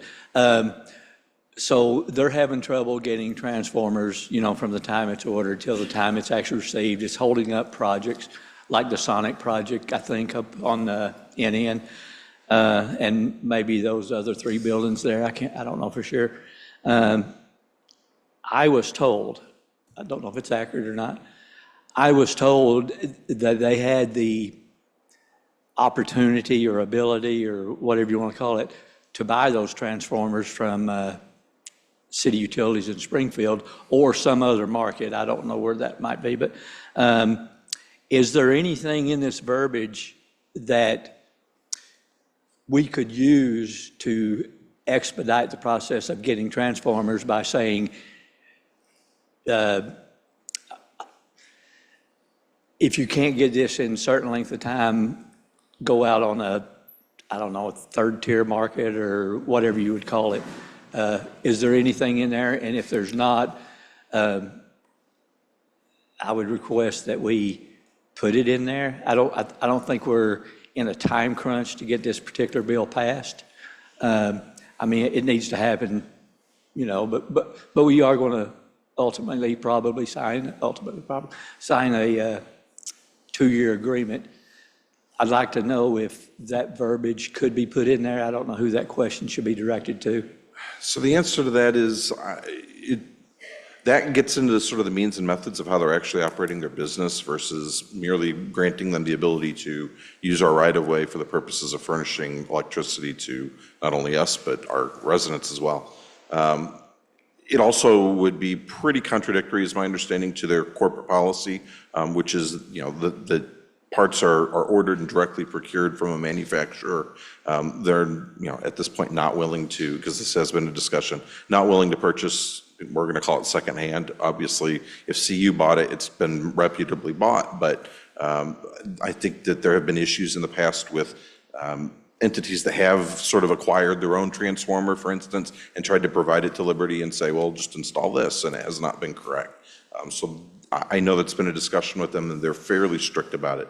Maybe something that, going into the next agreement is something that could be broached with them, but I do know it's their, I believe, corporate policy generally not to accept what we'll call a secondhand transformer. On Flores? Just to follow up on that question due to transformers, I know it's not just Liberty, it's everyone. And really, there's 2 issues there. They have a procurement problem, takes a long time to get one once it's ordered. Also, they have to keep so many in their stock because you never know when a transformer is going to go bad and take out whether it's a neighborhood or businesses or things like that. So they always hold back so many in reserve. So if something happens or there's a car accident or something, they can go out there and they can get power back up to who is already using it. So they're dealing with the same thing everybody is right now. But I feel like you said, most of the time, if you know you have a development coming, you want to bring that up as soon as possible so they can put those orders in. And I will say that I feel like Liberty's done not too bad of a job on actually getting those ordered. But the main thing with me and this is something we might be able to put into our franchise, not this one here, but something to think about is the LED lights, the way they're doing it with the somewhat dark sky compliant ones. I feel like whenever I was looking at the price points for the Cooper fixtures we're using, the amount of savings we're getting because of the electricity, it wasn't quite jiving for me. Like, I feel like the fixture is overpriced. On top of that, they were calculating the savings on that is much less than the actual calculated savings. Because one of the issues I have with the way that's calculated is they put into everything, there's a maintenance schedule, whether they change it or not, whether they change the light bulb or not, whether it's working half the year and it takes me half a year to get out there, we get charged the same no matter what. And so I would like to see us be able to change up to these LEDs more often, but right now I think we have a price tag of $500 and something per fixture, which is very much overpriced. And then the calculated savings for going to an LED should be a fraction of that, 20% or so, and we're only saving like a 40% deduction. And so I feel like with that added price point to be able to put them in, and then the lack of savings coming from that is really more of an issue for me. So that way, as we're moving through and as these go away, we're on a very antiquated light in this town. I mean, it's hard to get cost. It's very expensive to maintain. And I think that's something I'd like to see them do a little better on in the future, so we can save more money on that lighting bill. So. Sure. So to be clear, there's two bills before you tonight, and we'll get to the next one in a second. This one deals with the right of liberty to operate generally within the confines of the community. The next bill is what they call a MESA bill, which is a municipal electric service agreement. And that actually deals with your street lights, the rates that we pay, the total number of lights, the total investment that they've made. And so that would be an appropriate venue for a discussion about exactly what our rate is and what sort of savings we're realizing. Okay. Any questions for our interim director? Okay, I'm not seeing any. At this time, I'd like to open to the public. Anyone here who wishes to speak for Bill 3554 or oppose?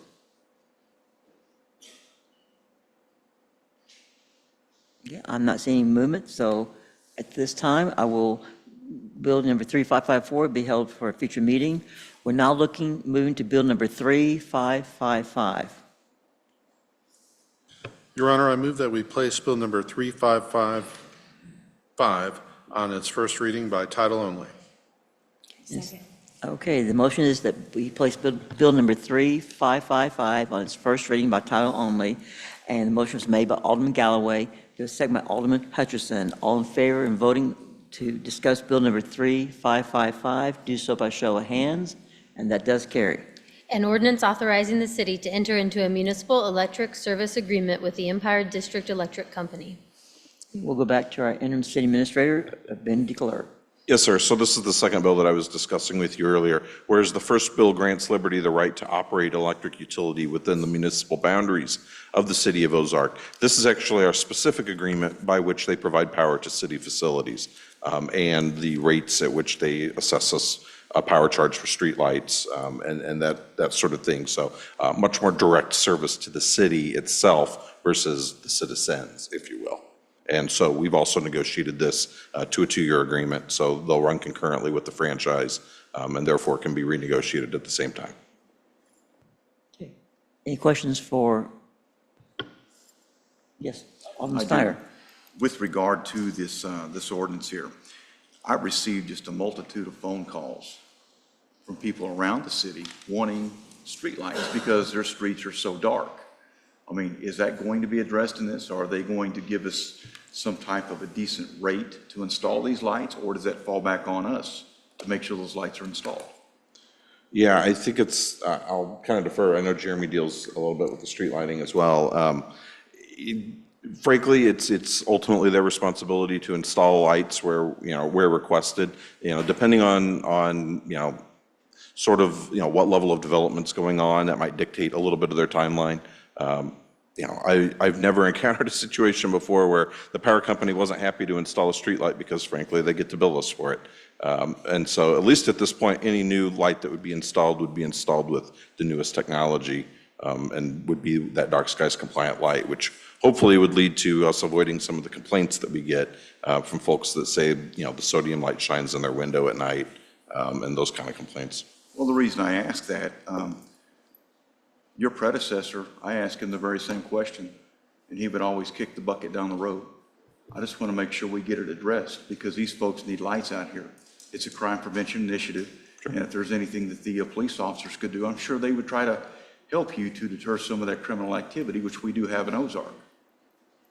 If you know of some specific areas, please communicate them to me. I'm happy to raise them with the Liberty rep and figure out exactly who they feel is responsible for installation.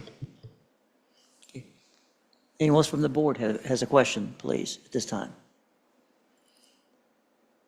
Okay, I'm not seeing any, so therefore, we'll open this up to the public. Anyone here wish to speak regarding bill number 3555? Yes, sir?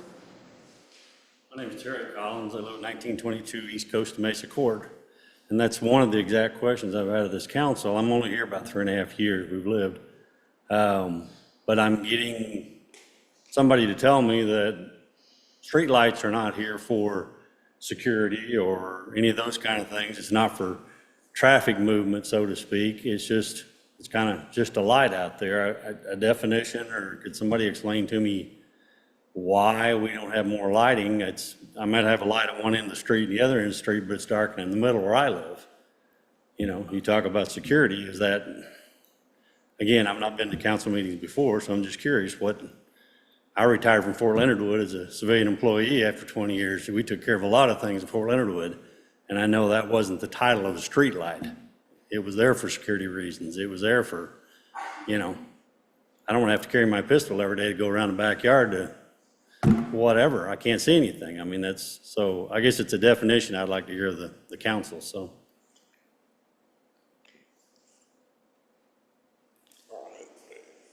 You know, I'll call on a director of public works or director of planning. Perhaps they can address it a little bit. I generally feel that streetlights do provide an element of security, but it also has to be balanced against the fact that too much light in an area is actually a bad thing. I've taken safety courses before where I've assumed a streetlight was needed in a certain area and learned that in fact no, and that it actually impacts the human eye's ability to see a certain distance in darkness. And that's not to say that, we shouldn't have any. It's just to say that a lot of times people assume there should be more, and in fact, that would be a negative to safety. Yes, you really hit it on the head there. There is a balance there between lighting for protection and for security, and there's a balance between also lighting for vehicular traffic at intersections, and overlighting can certainly cause an adverse impact on this. I would encourage that all of our residents, we have an online form on the Public Works website that you can fill out a request.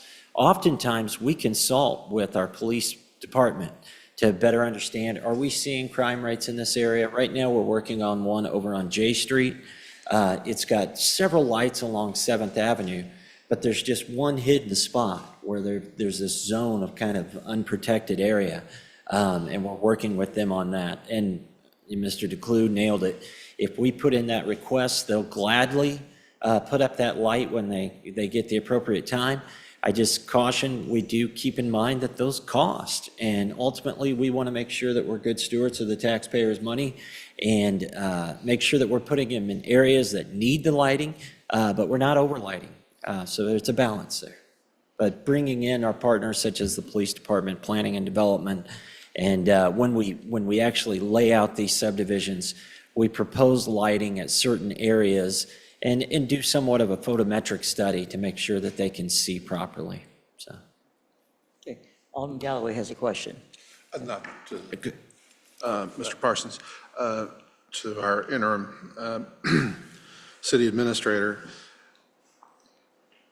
You bought us 2 years of time for your successor to come in, develop a route to negotiation, perhaps improve our lot with the Canadian company that bought out the American company that had a monopoly that's enforced by the Missouri Public Service Commission. Tough thing to do. With the legislation that we're talking about right now, that's for just a 2-year period, it does have changes from the prior agreement that we had? No, generally the terms remained the same. It is more the case that some of the conditions that Steve was discussing with them have changed. Not necessarily things that were specific to that agreement, but contributory elements like what kind of light was being used. The last time this was discussed, I think the Mesa was on a 10-year agreement. they were fairly well entrenched in their position that they would continue to use the sodium heads and would not be replacing them with LED heads. And so at the time that these negotiations began, the assumption was that was still going to be the corporate policy, that they would not install a dark sky compliant light. In the meantime, they actually wound up making the change to where that is their standard now. So these aren't necessarily things that we needed to, I think, fully integrate into the agreement. The agreement's a pretty basic, straightforward agreement concerning the amount of money that we pay for the street lighting and, the agreement that they provide power to our facilities. So I would say, like I say, some of the situational elements have changed for the better. I think Liberty's been very open with us and willing to have that dialogue and discuss our issues. I've been very happy with them. I know their government affairs representative fairly well. She's a former city administrator from Bolivar, and respect her a lot, and she's been a good advocate for us with them. Okay, so the bottom line is we lucked out on dark sky by their change in policy, but it's a 2-year push to give us an opportunity to relook at this with somebody who is our permanent city administrator. That's right. We came across some, kind of luckily came across some of the issues that Steve had been discussing with them. This would be an opportunity to really sit down and re-engage with them about whatever may be out there. I think, again, you're right. We're sort of fortunate that some of their policies changed and their attitudes have changed for the positive for us. So it wasn't necessarily a fight. It was, oh yeah, we're actually doing that now. Here's the information. It was a pretty friendly conversation ultimately. I think they wish they were getting a longer term agreement out of us, but it is what it is. Well, thank you for that. Okay. Alderman Flores is next. My question is for Mr. Parsons. Whenever we have lights that go out in town and they need to be serviced by them, what would you recommend? People call Liberty at that point to report that light being out, or is it something that we handle through the city? I would recommend that you go to our website and you report a light outage, and that goes directly to the Public Works Coordinator, and then we really hammer it home that we need these changed. We've gotten them down to about a 2-week turnaround here recently. I know they've got a lot of workload, a lot of work orders, but I think that's the most efficient way. And we can track those all on the website, and that creates a work order, which creates a document trail, which we need. So, thank you. Yep. I'd also note that we actually had some feedback recently from some residents on our Facebook page saying they used that, and Liberty was attentive to it, and they were very happy with the result. Okay. Anyone else from the board? Okay, I'm not seeing any at this time. Open to the public. Anyone here wish to discuss bill number 3555? For against? Okay. I am not seeing any movement, so therefore, bill number 3555 would be moved over to a future meeting. We're now moving to 2 resolutions. We first are going to go to resolution number 1997. Your Honor, I move that we read resolution 1997 by title only. Seconded by? Okay. We now have resolution number 1997 by title only. The motion was made by Alderman Galloway. It was seconded by Alderman Flores. All in favor of voting on the motion to discuss resolution number 1997, do so by show of hands. And that does carry. A resolution by the Board of Aldermen of the City of Ozark, Missouri, adopting the rules of procedure. Okay, and we will then turn to our interim director, city administrator, Ben DeClerc. Thank you, sir. Some number of years ago, the Board of Aldermen, in its wisdom, adopted a set of rules of procedure that governs how your meetings actually operate. It's things like points of order, what system of rules of procedure you use, such as Robert's rules, or in this case, your own modified system. It's generally good practice to review that periodically. It's also really easy not to do it. So when we decided to bring this forward, the idea is that now it will be brought forward every year at the swearing in of new officials and give the board a chance to, frankly, modify its own procedure. And that can be done through resolution. And so I don't believe we've proposed any changes. We didn't receive any feedback from the board in order to do so. So you're essentially going to readopt your current orders of procedure. But it's just going to be, I think, a tool and a vehicle for the board to have input as to how its operations go. Okay. Any questions from our board? Okay. Yes, Alderman Galloway. Your Honor, I move that we adopt Resolution 1997. We allow public comments. Yes. Okay. So just hold on that, sir. Okay, sorry. Okay, is anyone here regarding Resolution 1997? Anyone here from the public who wishes to speak for or against? Okay, I'm not seeing any. Yes, now. Your Honor, after the vigorous public debate, I move that we adopt Resolution 1997. Okay, is there a second? Okay, the motion is that we adopt Resolution 1997. It was made by Alderman Galloway, second by Alderman Flores. All in favor of voting on the motion to approve Resolution 1997, do so by show of hands. And that carries. Okay, now we'll move on to our second resolution. Your Honor, I move that we read Resolution 1998 by title only. And seconded by? Second. Okay, I'll give that to, okay. So we'll now read Resolution 1998 by title only. Motion was made by Alderman Galloway, second by Alderman Hutchinson. All in favor in voting on the motion to discuss Resolution 1998, do so by show of hands. And that does carry. A resolution by the Board of Aldermen of the City of Ozark, Missouri, adopting the rules of decorum. Okay, our interim city administrator. Thank you, Mr. Mayor. When I arrived, I was charged with working on a series of rules governing public speaking at meetings. And as I did my research and talked with other city administrators and city managers from around the state, we found that it was important not only to address how the public addresses you, but also to lay out some basic guidelines about how the board interacts with the public, and also how staff interacts with the board and the public. And so we drafted these rules and presented them at a Thursday morning work session. You've had them for a while. In fact, many of these rules were touched upon in the new video that we have airing at the beginning of our meetings. They're pretty basic, straightforward things like speak into the microphone, be respectful, take your turn, and just generally, treat a public meeting like it should be treated, and not turn it into a circus. So I think these rules are pretty straightforward. They'd be adopted by resolution and would be amendable by the board, really frankly, at any time. But this is another resolution that you'd be wise to adopt yearly. I think our intention is to also post some of the public rules once they've been adopted somewhere here or out in the lobby so that people coming in would understand what the rules of the game are, in addition to having our communications director explain them via the video at the beginning of the meeting. Okay. Any questions regarding this resolution from the board? Okay, I am not seeing any. From the public, any questions for or against resolution number 1998? Okay. Your Honor, I move that we adopt Resolution 1998. Okay, second by?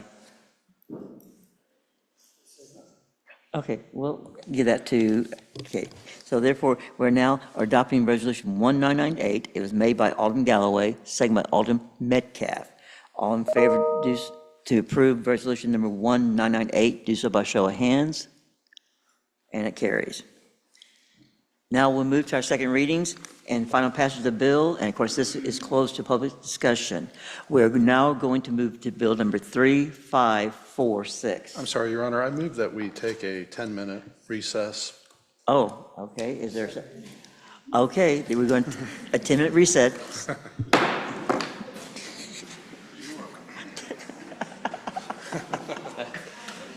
I'll take 10 minutes.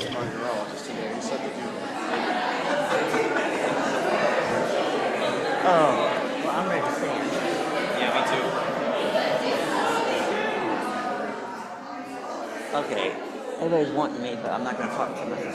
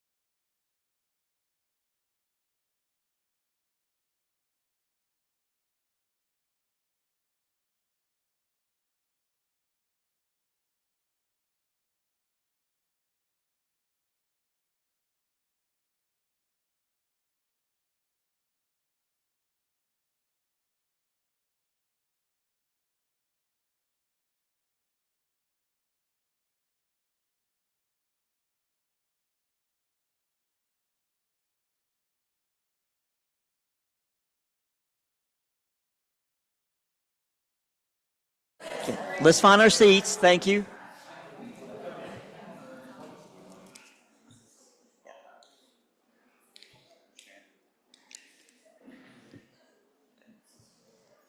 Like I say, I guess, I know. I just saw that.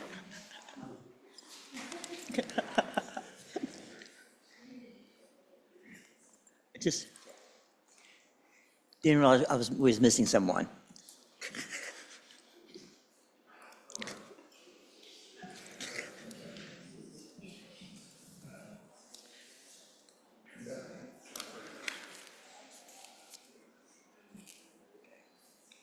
Okay.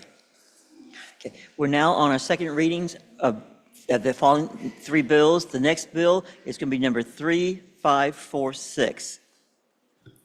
Your Honor, I move that we place Bill number 3546 on its second reading by title and inscription only, please. Seconded by, okay. We're looking at bill number 3546 on second reading by title only. The motion was made by Alderman Snyder. It was seconded by Alderman Hutcherson. All in favor of voting on the motion to discuss bill number 3546, do so by show of hands. And that does carry. An ordinance authorizing the mayor to enter into a contract with Ozarks Coca-Cola Dr. Pepper Bottling Company for an on-site beverage agreement. Okay. At this time, do we have any additional comments from our interim director, Hayden? Here to answer any questions. Okay. Does the board have any questions for him regarding this contract?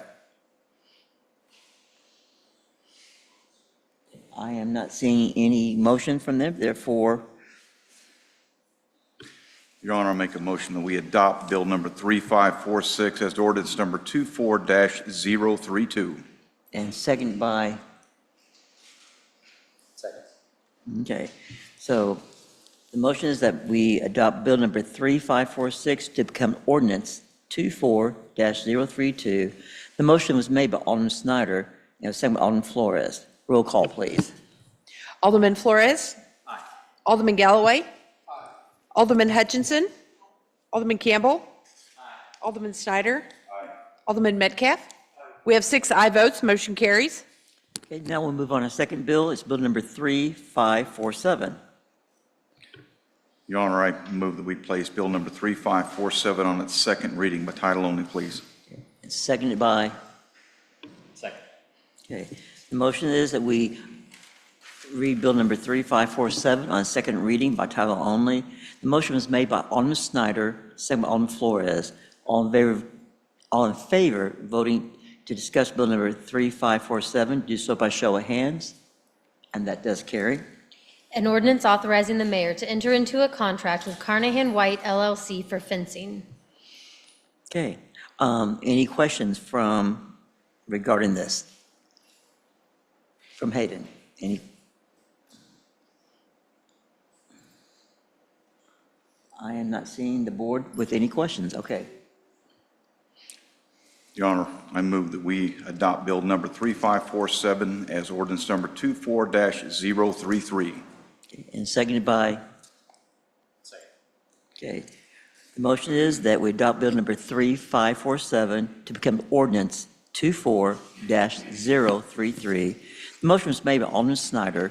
It was seconded by Alderman Flores. Roll call, please. Alderman Galloway? Aye. Alderman Snyder? Aye. Alderman Metcalf? Aye. Alderman Campbell? Aye. Alderman Hutchinson? Alderman Flores? Aye. We have 6 aye votes, motion carries. Okay, now we'll go on to our third bill, which is bill number 3548. Your Honor, I move that we place Bill number 3548 on its second reading by title only. Seconded by? Second. Okay. The motion is that we place bill number 3548 on its second reading by title only. The motion was made by Alderman Galloway, seconded by Alderman Flores. All in favor of voting to discuss bill 3548, do so by show of hands. And that does carry. An ordinance authorizing the mayor to enter into a development agreement with JLK Plus 3 LLC. I'm happy to answer any questions Okay. about the agreement itself. Okay, Alderman Galloway, I don't have questions of Snyder. the staff, unless Alderman Snyder has No, questions. I have comments about this, but you go ahead, please. Okay. I had a discussion with the applicant following our last debate in listening carefully to fellow members of the board that were skeptical or expressed skepticism about the ordinance. I asked the applicant to address the board as to one question, which seemed to me to underlay that reluctance. And that question is, will this building, by its design, objectively fit in with the square? I have reviewed with his staff certain images of the building, renderings, measurements, and examples of buildings that were developed in other historic areas. And I have provided those images to our communications director. My position is alderman. And I've left the clicker there. I would invite the applicant to speak to that question only, which is what I think the presentation is about.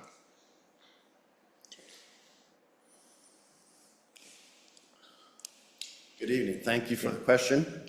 My name is John Torgerson, managing member for JLK+3.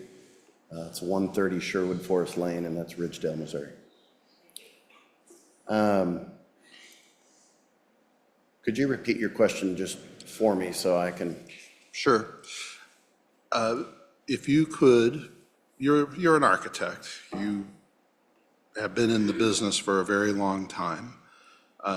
None of us have an architectural background. Several of us own buildings, but we can't design them. And the question I think that is on the mind of several members of the board is, will your building fit in with the historic nature of the square? In particular, why do you believe that? Okay. Well, I guess I would offer several things. One is the slide that's up there. One of the first things we would look at, does it fit, is a literal question, does it fit? So we look at proportions. We look at proportions of the neighboring fabric. That whole entire north block is shown there. I guess we will disregard the log cabin lot for a minute, but other buildings that are the similar proportion, we've taken some general measurements. These aren't exact. I didn't come out there with a laser, but they're pretty good measurements. So looking at the block, I think one of the questions on our first reading was, does it literally fit in the proportions? As you can see, the neighboring buildings are generally in that 70 to 80 to 90 foot range. The one right on the corner of 2nd and Church is probably the longest on that north block, 90 feet. In my opinion, it sets the precedent of the depth into the alley. Nowhere have we found any easement or any alley or any legal document. So I'm going on precedents of other buildings. Does it fit? We're shorter than that building when we just look at that. So we studied other buildings, other proportions, to make sure if we're fitting, we need to be proportioned. It needs to look like it belongs there.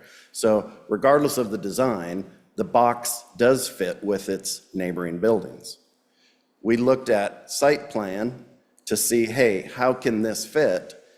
One of the questions is, should the alley be open? Should it be closed? Can it fit? And I think is the question, if I'm taking liberties to say, yes, it fits. We've already blocked the alley on the west. It's not a drive-through alley. It's impossible at this point. I'm not as far into the alley as what's proposed there as the one on the west, but we're maintaining somewhere in that 12 to 14 feet, which again goes back to the question, yes, I believe it fits. It fits within the one-way street parking guidelines. All of those portionality questions, in my opinion, it fits. We've tried to find a way to make everything fit, and I guarantee you that's been a challenge. We also looked at just proportionality of heights. I think one of the question is, I've seen some misguided comments online that aren't factual. The facts are, there's the entire block. Look at the heights, 42 feet. My neighbor right to the west, 32 feet. The building on the corner, 40 feet. Again, I'm smaller than the proportionality of that block. I'm within the ratios that seem, from a design guideline, when I look at your ordinances, when I look at the word compatibility, as a designer, I'm trying to ensure that the proportions fit. We've done that. Take a closer look of just that block between first and second. There's a little bit of a close-up. You know, it's a subjective question.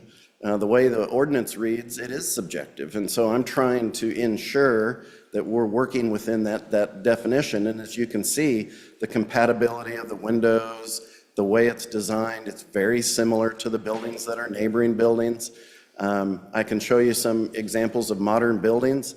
That's not a modern building. It's a very tasteful, modern built building. I can't build a historical building, but yes, I believe it does fit.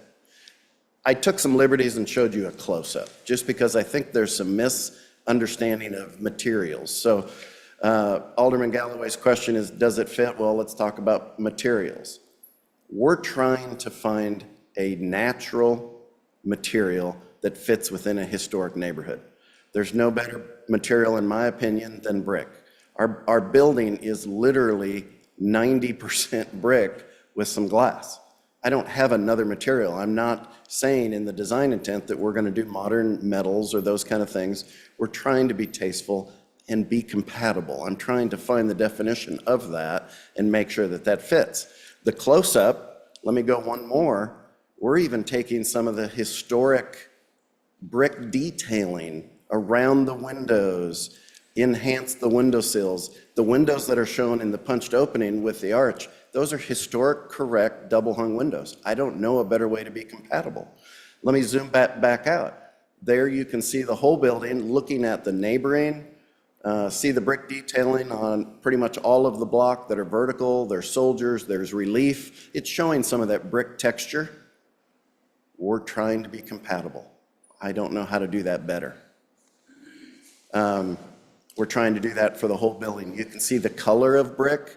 I've heard a comment, it's way too dark. I haven't picked a brick yet, but this is what we intend. We intend to look at that block and say, what color to the east, to the west, to the south, what color works on the square? I'm trying to be compatible. To answer your question, I did look at other areas.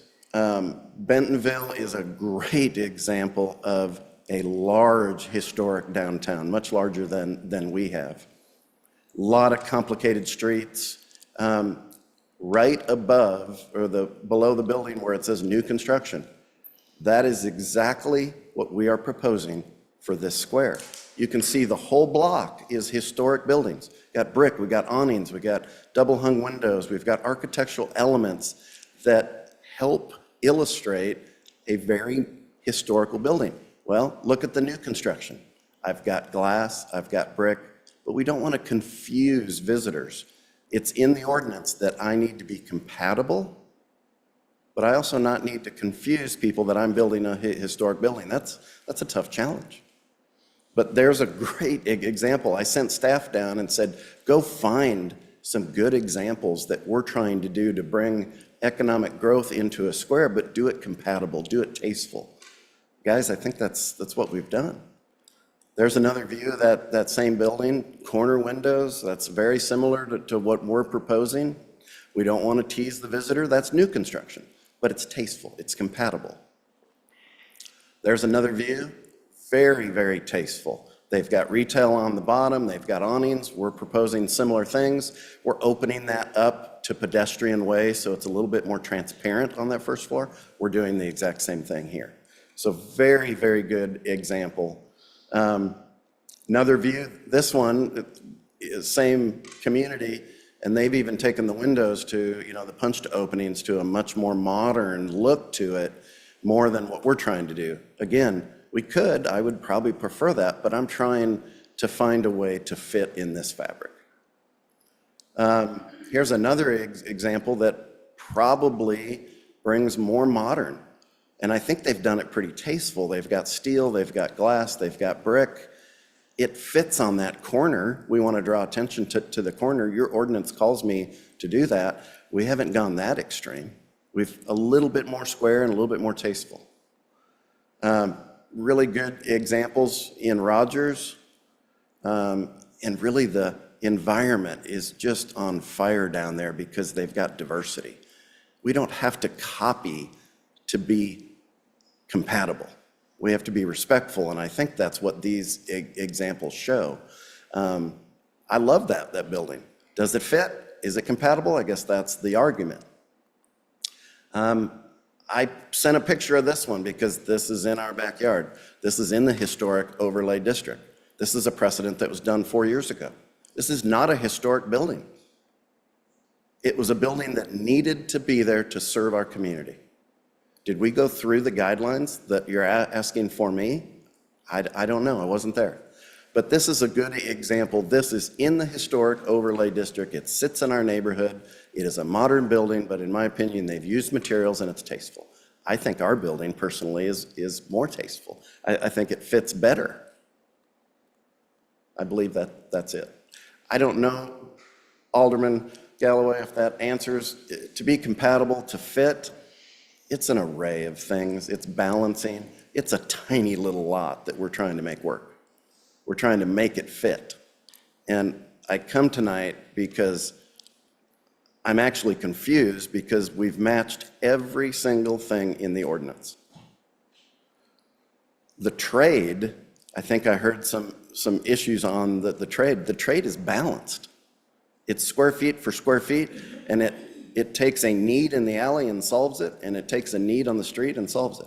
So every box we've done, I just can't imagine why you would vote no, because we have followed every design guideline. So I may be winded, but to summarize, I truly do think it fits, and it's in our heart to be compatible. That's why we've gone through this process. All right, thank you. Okay, yes, Alderman Snyder. You know, Mr. Torgerson, I have fielded numerous phone calls and emails regarding this. And this is a tough decision, it really is. Sure. First of all, I respect what you did. I respect the building design. I think it's a good-looking design, I really do. I think it's an outstanding design. It doesn't fit. And please hear me out. It doesn't fit the footprint of the one that was there. And I understand what you're saying from an engineering perspective, I really do. I have an issue with the offset with the 3-foot. Based on what I have found, there is a 6-foot wide piece that is 27 feet long, which I believe is the equivalent to 162 square feet in the back. And that is proposed to be given up for a 3-foot by 91-foot strip, which is about 272 square feet.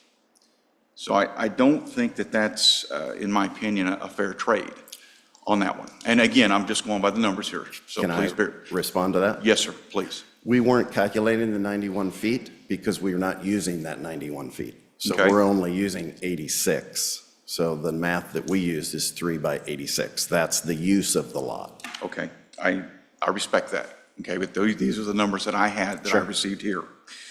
The other issue that I have with is the trade-off for public property for private enterprise, more or less.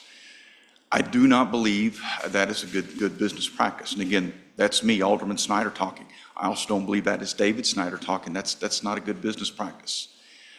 Has it been done in the city before? I think it has. I mean, I know it has here in Ozark for some other projects. The folks that have spoken out against this have an investment here, other building owners with the Historic River District.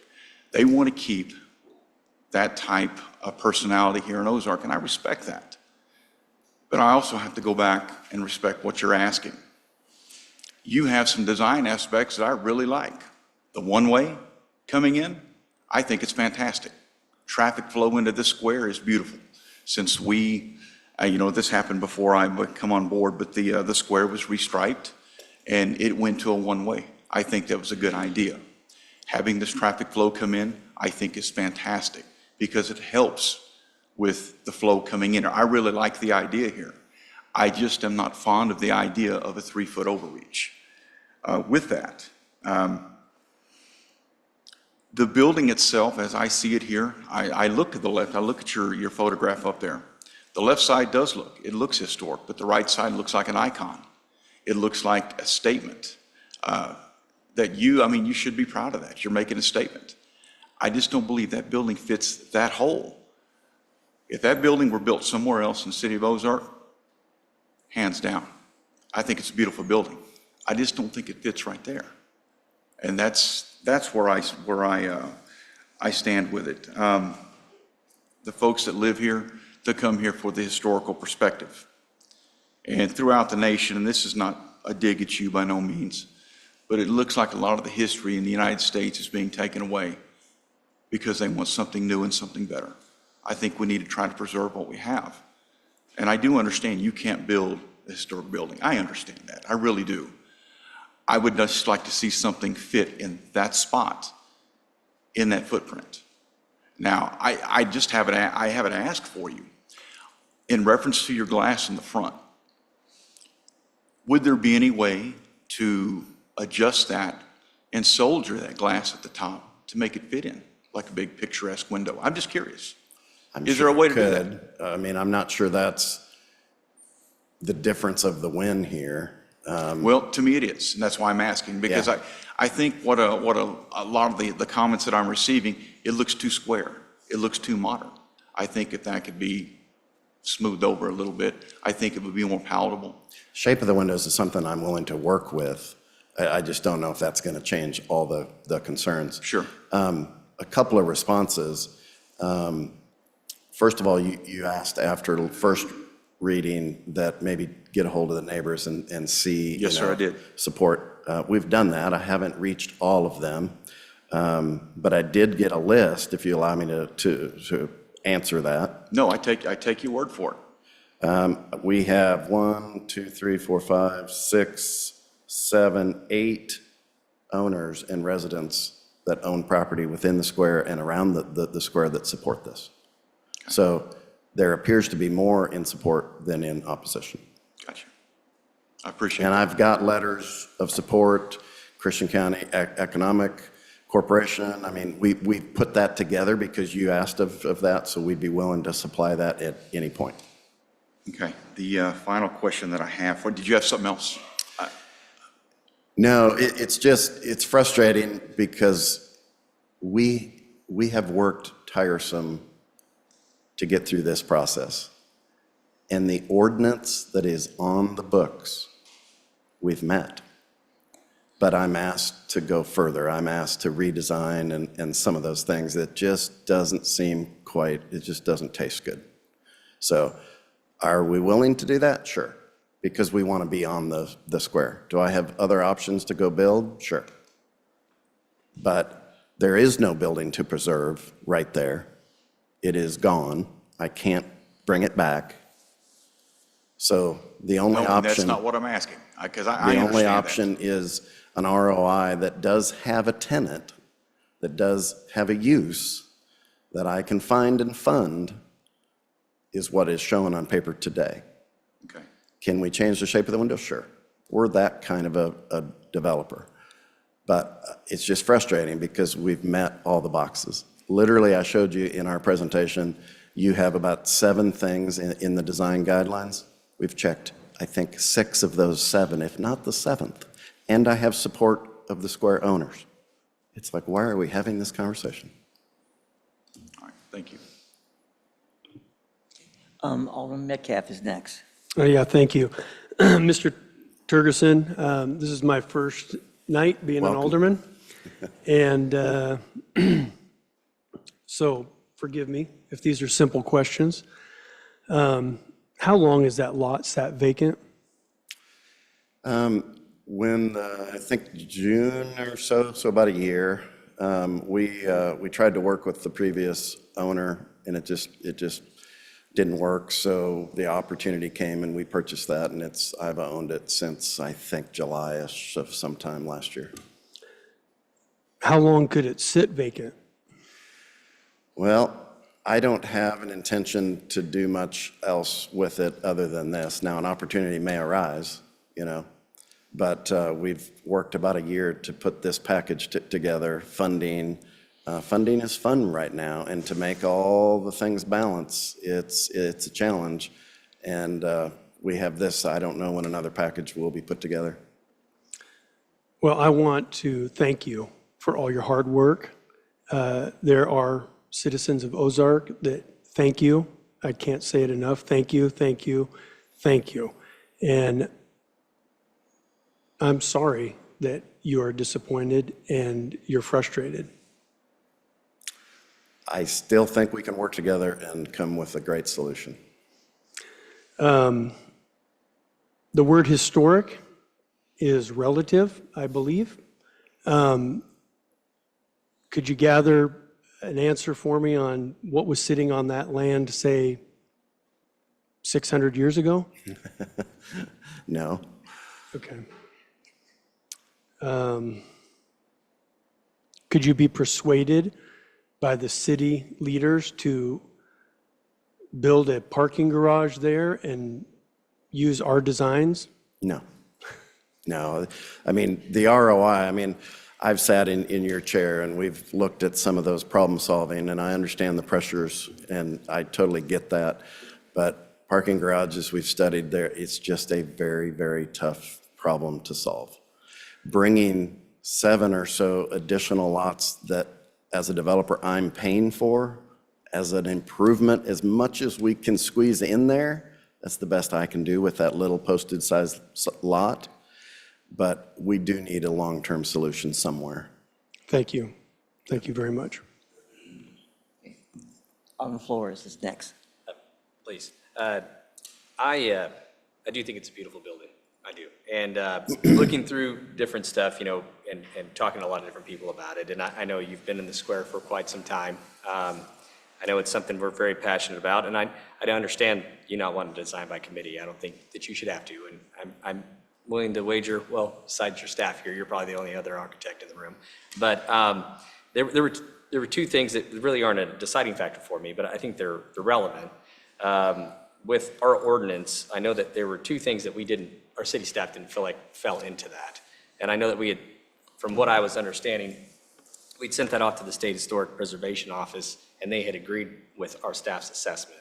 And it really came down to two things on this, which was the black paneling there. I don't know if you call that a curtain wall. And then also the curvature of the fourth floor in the back were two of the main hangups on that. So I think for a lot of people in town, which I think that makes it a little bit relevant in that argument. I've heard a lot of arguments, not all of them do I find as relevant as that, setting precedents, which you had mentioned that earlier. And I think that is a factor there, you know, setting a precedence that goes against our own ordinance, that our staff didn't feel like those elements of this building complied. And knowing that they went to the second step and took it to the State Historic Preservation Office and they have the same findings, it makes me feel like there is something more to that than an opinion. But really, when we look at this, I think that it is, most of it's private property, but there is also this development agreement that comes along with it.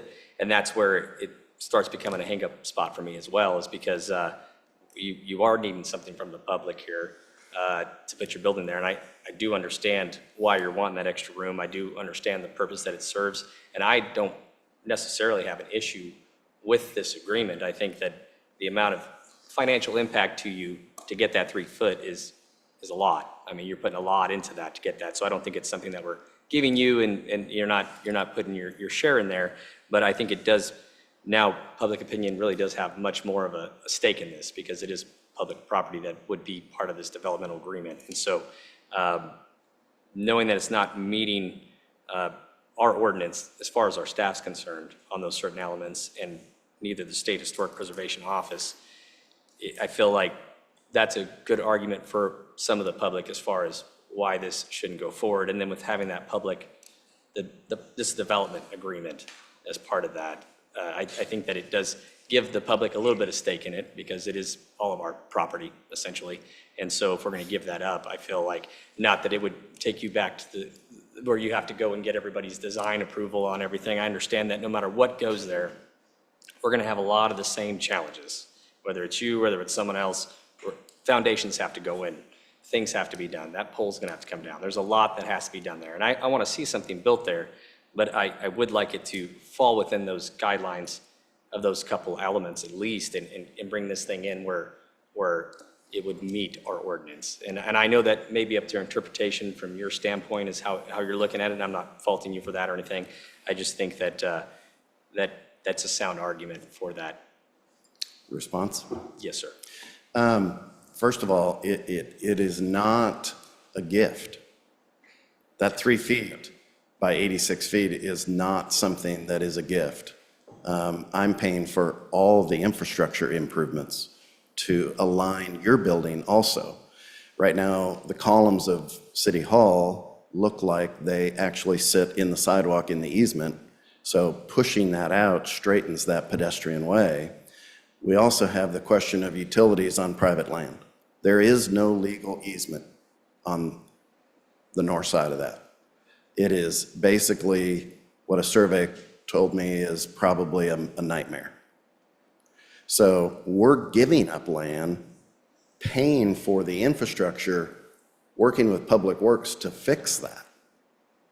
In return, I asked for a similar amount of land to be added to make the lot more proportional, to allow the street to be consecutive, so that it's a thorough way and not a weird pedestrian way. Cleaning up downtown, I don't know how much better to describe it. And the city's not on a dime for any of that.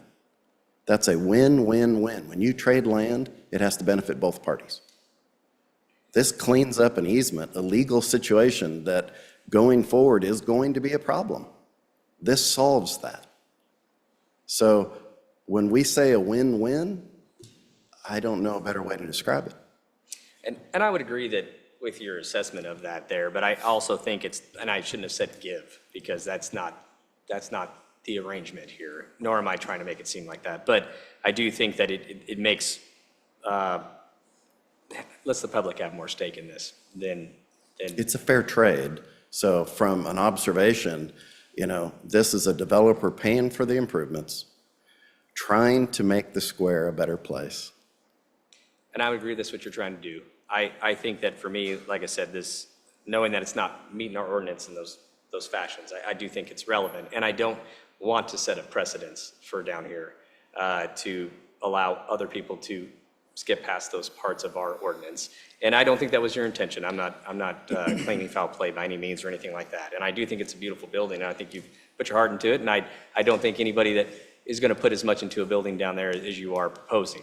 So I'm not scaling back on that or say anything there. But I do think that the consensus of everybody that's called me about it, knowing that this is falling out of that, I feel like this public aspect of it, where it is a trade, does our public want to trade it for the building design the way it is? I would say that my assessment of that situation is no. And so I think that we'd have to get that in. And I'm not saying everybody is against this building. I'm not saying everybody in town. I think there's enough, though, there. I would say the majority of the feedback I've gotten is not wanting to do this trade for this building. Don't know where you're counting numbers, but according to social media today, there is actually more in support, 2/3 in support for this, and only 1/3 in opposition.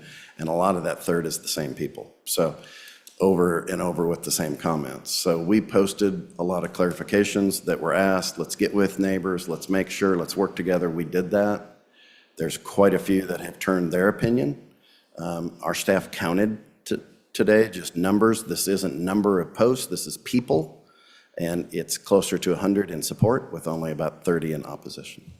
So. And what I'm basing it off of is constituents or letters or things like that, people that have reached out to me and contacted me. I have to admit, I have not been following the social media track on that, but that's what I'm basing it off of. Is we did what we were asked to reach out and make sure people have the right facts, and it did turn the tide. And I appreciate that. Alderman Campbell, you're next, sir. Okay. My comments are really to the board, not to the developer, but a lot of thought has gone into the design of this building, and that's to be commended. I have no doubt that the developer has made compromises with the intention to follow our city ordinance as best as he can while maintaining the needs of his business venture. I also recognize that this agreement has a likely potential to have a detrimental effect on other businesses. If one business obtains unlimited individual rights, there's a good chance that business will exercise a right that either takes away from another's freedoms or has a detrimental effect upon their business. In these scenarios, the government limits individual rights for the sake of the common good. Understanding the scenarios in which your rights might be restricted for the greater good is an important part of safeguarding your own liberties and seeking action when they have been violated. Also, of huge importance, within the past 3 years, I was on the board when we voted unanimously to develop a process for disposing of city property, which is what we're being asked to do here. The process is to declare the property as surplus and properly post it to accept bids.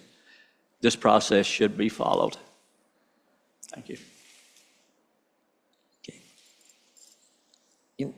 Anyone else? Alderman Galloway?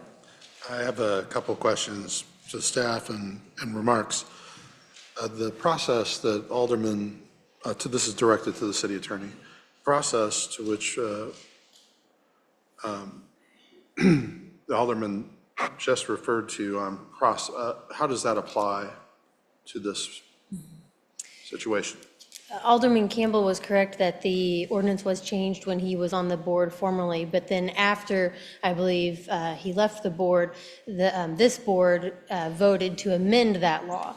And that law was amended to replace some of the prior language to allow for a determination whether there is surplus property that is not used by the city, and then property that could be still be used, but then disposed in a separate way.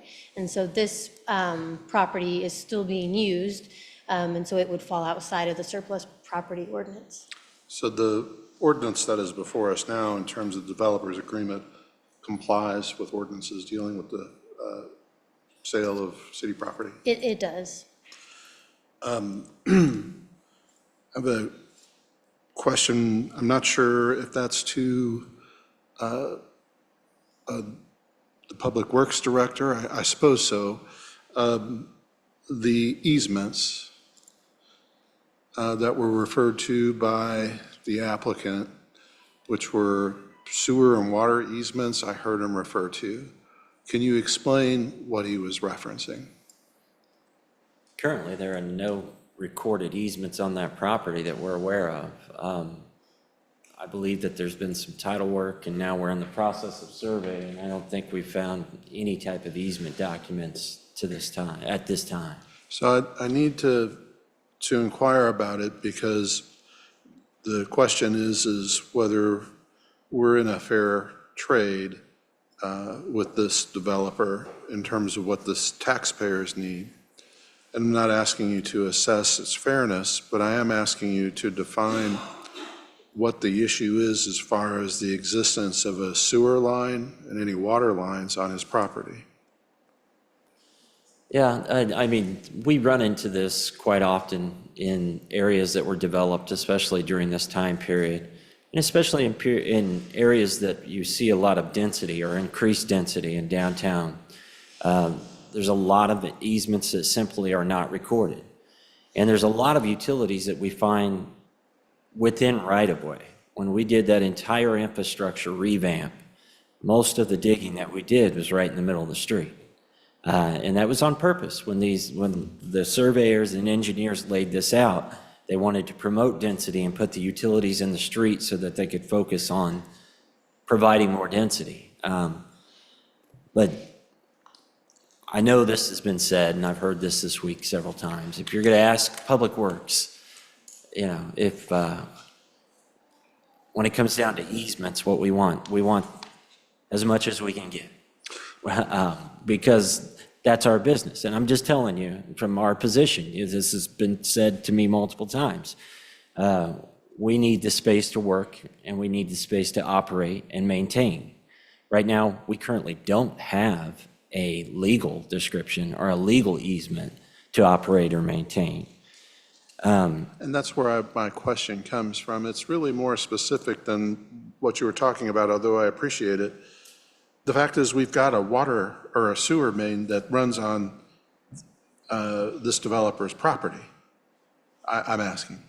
That is correct. At this time, we have seen nothing to the contrary.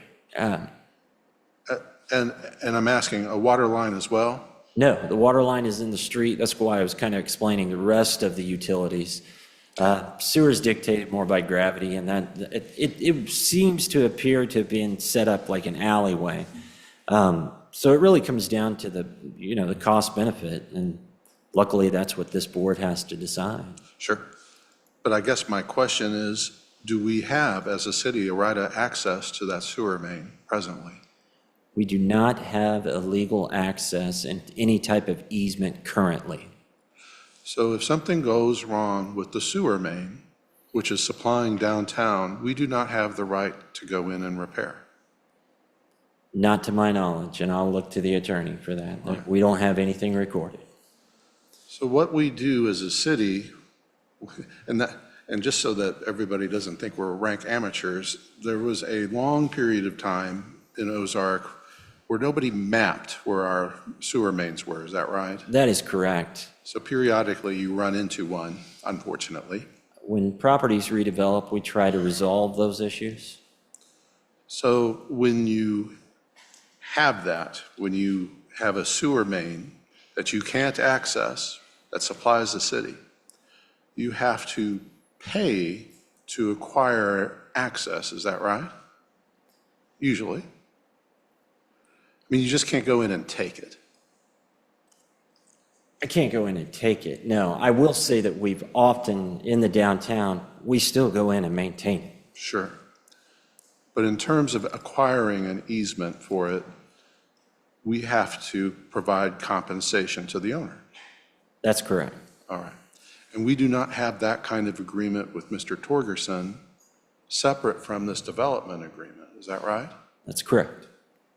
And instead of having, and for an easement, it's usually an appraisal process, right?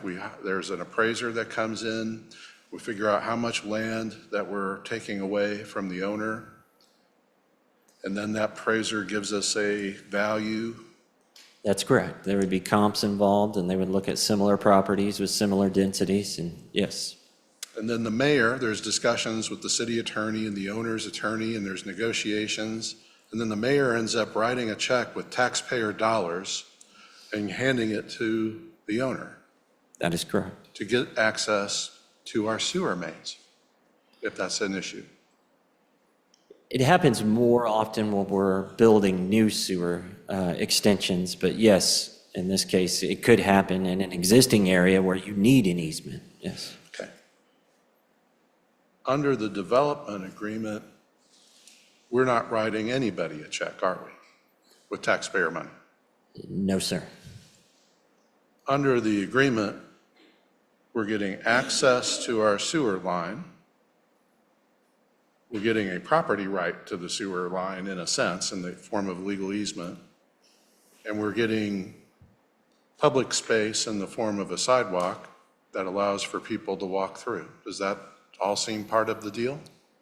It is part of this deal that's being proposed, and so instead of us writing a check on taxpayer dollars to an owner, we're getting sidewalk and we're getting the easement. Am I right? That's correct. And then in terms of precedent, we have downtown given away an entire alley to the county. Is that right, as part of a trade? The Board of Aldermen has voted on that in the past, yes. For no money exchanged. That's correct. But what we got as part of the consideration was parking. There was a parking component with the city, with the county annex, correct? And there have been at least 3 other instances where we have traded public land for private land with developers downtown. Yes, where, again, the Board of Aldermen had to vote on it for any type of vacation. Staff cannot approve that. That's why it comes to you all. Okay, that's my questions for you. I appreciate it. Are you, And then, I don't know if there's further debate. well, You finished? it's Alderman Hutchinson, because Eddie, I mean, okay, Alderman Hutchinson. Okay, we wouldn't even be having this discussion if this weren't a National Registry Historic District or a local certified district. So I'd like to go back a little bit and talk about why we are there.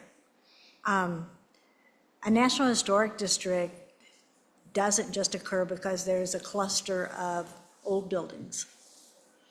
This took a great deal of research and the investment of time, money. In the 1990s, the downtown was extremely distressed. Empty storefronts, dilapidated buildings, and there were people who spent a lot of time and investment of themselves, their money, their expertise, and out of that came the recognition of it being a National Historic District. That was not because of the clump of buildings. It was because of the footprint as much as the buildings. It was all of it. And that footprint, the history of it was tracked in the National Registry application. And I can't say it as well as someone who wrote it for me. It's the original layout of the Christian County Courthouse Square. It's summarized in the National Registry nomination and is published. In the Missouri Courthouse Squares, there's a book by Marion Oman, written in 1983, that describes the variety and histories of layouts of courthouse squares around the state of Missouri. According to this author, there are several distinct patterns in the designs of central courthouse squares throughout the state of the Upland South, including Missouri. And the Christian County Courthouse layout is a 4-block square, which contains streets intersecting at all 4 corners, as well as the center of each block. And that's what our square is. And this is a trend that started in Lancaster Square in Pennsylvania in 1739. And Shelbyville was where it was first seen in Tennessee in 1810 to 1812. And that 4-block square design is documented in the original plat map of Ozark. I just think that's remarkable, that that's the history we have to try and preserve. If we give those that strip of land where the sidewalk is, if you drive over there and head towards the square, which will be a major entry to our square, and you look at it, and if a building was built on the footprint of the building that was there, it's a beautifully framed picture of the courthouse. And that will be gone if we give this away and the building's built there. And I am so glad you brought these pictures. The building is really, truly beautiful. I love the trim across the top, which mimics what's on other buildings. And the windows, I did talk with an historic preservation architect and the Missouri Main Street office and the SHPO office. And they said they wish there'd been some conversation about the commercial, first floor commercial, that's what Ozark really needs. That's what historic districts have been built on, are big plate glass windows in the first floor, storefront windows. And that's part of the design of historic district buildings, is commercial windows, commercial use of the first floor. That's obviously that, so that goods can be displayed in those windows, light can enter for a number of reasons. But the square itself, just the footprint of the square, is so valuable to us and to our history, to the character of this town going way back. And it's rather rare. I think I was told there were only 5 of that design courthouse, around 5 in the entire state. And so the way it was built was to formally present to citizens the grandeur and importance of the government building within. That's something you can't put a value on. And so it needs to be preserved, conserved, and secured for the future, because once it's gone, it can't be remade, can't be recouped, can't be recovered. And that's part of the attraction of the city of Ozark. Just talking about what we heard much more in the first hearing than this hearing, was that that would be a vacant lot forever if this building weren't allowed. I don't like making decisions based on fear. And so during these 2 weeks, we've had another, that lot was never for sale publicly. And the other lot over by Hazel's, that lot's not been for sale. So we're not in a desperation. So we don't know whether people, well, we do know that someone would buy this lot, because there has been a man who has a strong history in new urbanism, who has been a part of the Chesterfield Village development, and he is committed that if this lot became available, he would buy it and build there. And he has a strong history and a love for this city. And I think that's what a great blessing we have, that we have two such men that we know would invest this much in the city. That's just something most cities don't have. So that's really a great attribute that we have. Ozark is a desirable place. People do want to come here. They do want to develop. We're going to have to make some tough decisions in the future as well. And so the precedent, and you talked about precedent a little bit, about the back space of that, what we call the alley, but it's all privately owned, yes. It is accessible to vehicles through the First Street side, not on the other side, but it's not the precedent on paper, it's the actual use and how other building owners are going to get access to their buildings to do the practical things, the things of maintenance, like keeping their windows up, their brick tuck pointed, their HVACs, where's the trash going to go?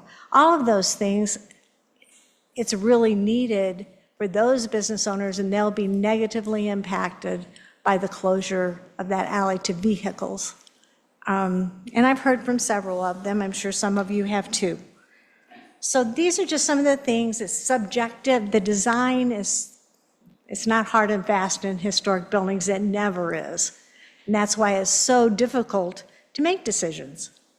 But that subjectivity is, it's a soft instead of a hard, no right angles here. And we have expertise within this community about the history, about how people live, about where our square came from. That's a valuable economic tool to this community as well. And it needs to be preserved, because once it's gone, it won't be back. So I think, and also we, tonight, looked at a new ordinance about requiring community meetings for a good reason, so people can discuss it. And it sounds like that's been happening in a much more way than we were led to believe at first. But when I talked with that architect, the historic preservation architect, who said the ground floor needs to be commercial, that was her major comment. The other comment was, it'd be great if, these pictures are so much better than the ones last time. It really shows architectural detail. But it looked like it was black in the front before, and this doesn't look like that. And she had suggested something more in keeping with the brick color, maybe browns or something that didn't stick out as much. But her other comment was about a public conversation. And that's what these community meetings that we talked about are. It's going to be a public conversation before development happened, so people could understand. And, at that point, it was said, I'm not designing by committee, and I understand that it's your money and your investment. But at the same time, this isn't like a strip mall where one building owner owns it and he makes the decisions for this is where everyone is so close together, and whatever you do impacts the people right next to you.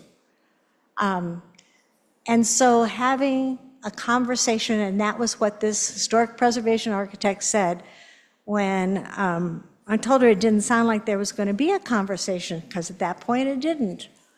And she said, but that's what a district is all about. You're a part of the district. You're not an entity in yourself. So I think this is a very hard decision, and I am really thankful that we have people who want to invest in this community, who care about the community. And I hope that this building can be built in Ozark, but I don't think this is most appropriate because the city has to give up right-of-way land and will take away from the historic nature and the essence of the layout and the footprint of the square, which is a National Historic District. And people who've invested money, a lot of money, and a lot of themselves in it for the last 30 years, they deserve to have their work recognized and respected.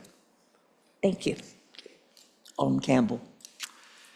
I just want to make a quick addition to one of Alderman Hutchinson's earlier comments.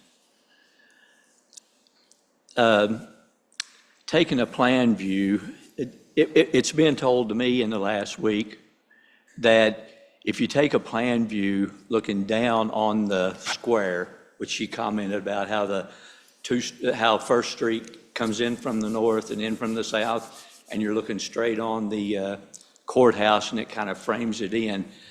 What was pointed out to me that I don't believe was mentioned was that when you look down on this, when you put that building, the size of that building that goes out into the street 3 feet or whatever it ends up going out into the street, when you do that, you take away from the symmetry of the plan view down on the courthouse square, down on the square. And I think this is a perspective that the National Historic Society, that's one of the things they look at, and I think that adds credibility to our square, is that when you approach the square from the south, you're seeing it the same way as if you approach it from the north. It's got this courthouse framed in, and it's symmetrical. So I just wanted to add that in. Okay. Any comments from the board? Yes, sir. I've heard where the majority is at. I'm just going to talk about precedents in this limited context. Here's my concern about a vote against this proposal on the ground, many of the grounds that I heard. One, nobody has referenced, except for the applicant, that the building clearly falls within the parameters of the ordinance. It's not subjective. The ordinance is broadly written. A private landowner should expect that the laws that are enacted by this body will be enforced by this body. This body cannot make up stuff and say it doesn't apply when it does apply. That is an incredibly bad precedent for this city to communicate to people who are interested in developing here. Talk about something that we will regret. Second, what we are talking about in rejecting this project on the grounds that I am hearing is 20+ jobs that already exist here from an employer that is one of the oldest employers on the square. His company has occupied an office on my side of the square, and then the opposite side of the square, both historical. The man who owns the company bought land in the LCRA area where there was a historical home. He thought so much of it that he took the home and moved it so it wouldn't be destroyed. You talk about credibility, and to turn down that credibility when that man has all this history. He is a local person of national reputation, and we are saying that no, he didn't care in making his dime. Are you kidding me? The man is educated. He's got a staff that works for him. He knows what he's doing to get it to fit right. In terms of precedent, what we're doing is asking him to ship 20-plus jobs off the square. That is not how you economically develop a square. We do not build squares with courthouses and government offices. We build it with business and jobs and commerce. He wants to build the building the size that he is because he wants to put in at least 10 more jobs. These are not low-paying jobs. This is a nationally recognized company. These people will come to the square. They need places to eat lunch. They need places to dine. They may want to go out and buy things. They bring clients in to do that and show the square and showcase it. A vote against this isn't just sending 20 people on a bus somewhere else, and I don't really care about the LCRA area. I own a building on the square. I am one of the investors on the square, and the majority of us recognize that this is a good project. And instead what we're telling is, no, here's a bus, load up your employees, 20, and go ahead and load up the other 10 and move them off the square. That is not economic vitality or development. That isn't a good way to look at vitality anywhere, except for the square, including the square. In terms of precedent, the vote here is to seriously help the square by moving jobs off it, to help the square by not following our own laws. And then there's the practical side. Mr. Torgerson knows he once served on city council. Mr. Jackson, who was the mayor here. There are others that serve with me. We've all written the checks to landowners for easements. We've all written them. We've all had to vote on them in closed meetings. It's not our money.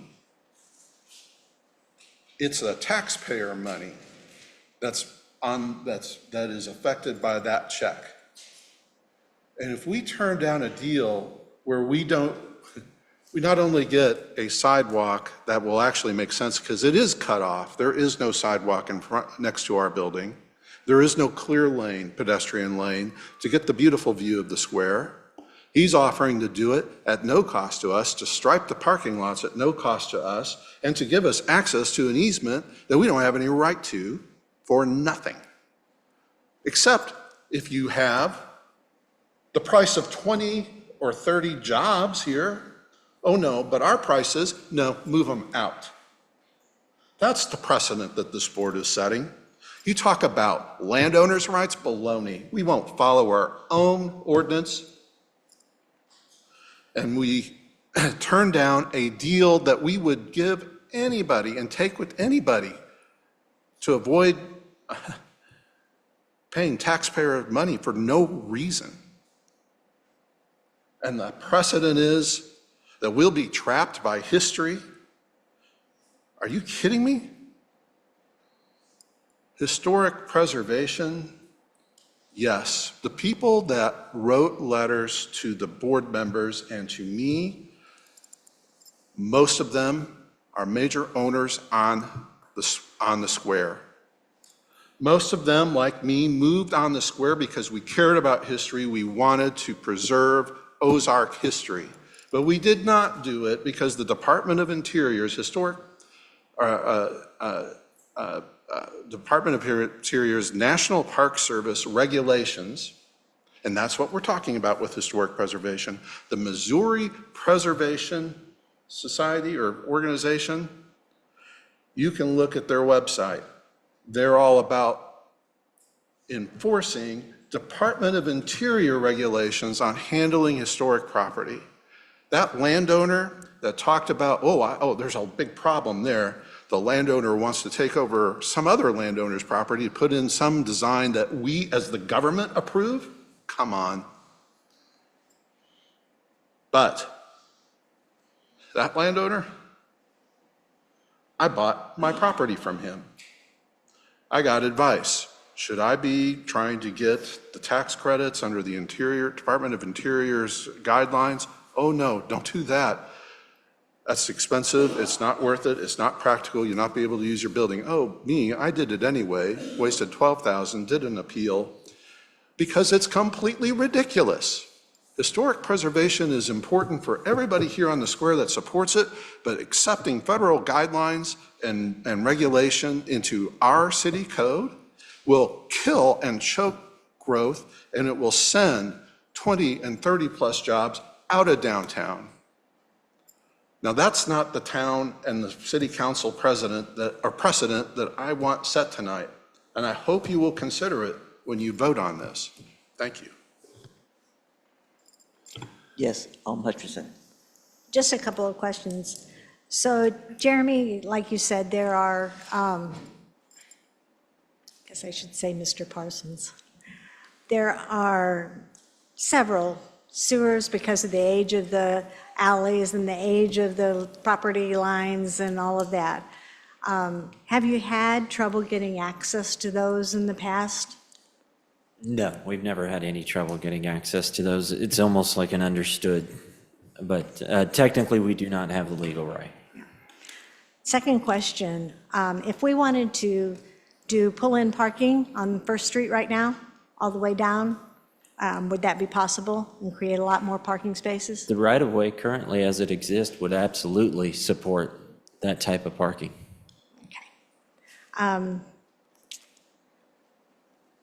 As you said, the ordinance for the design of the building is nebulous, it's vague. However, it is, thank you.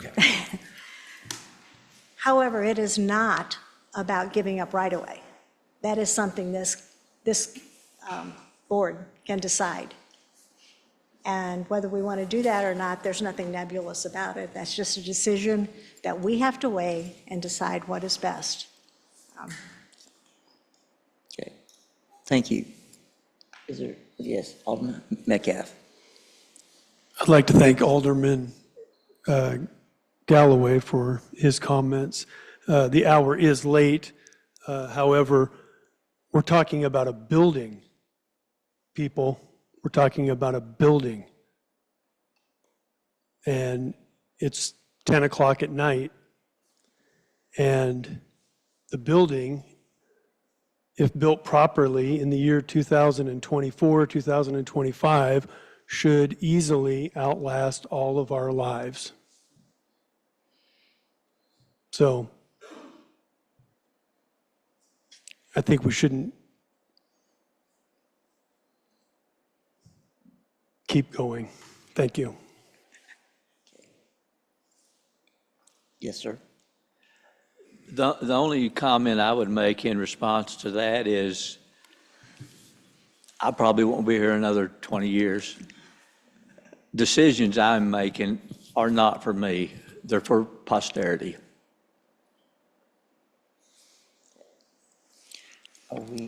Yes, I got one more comment.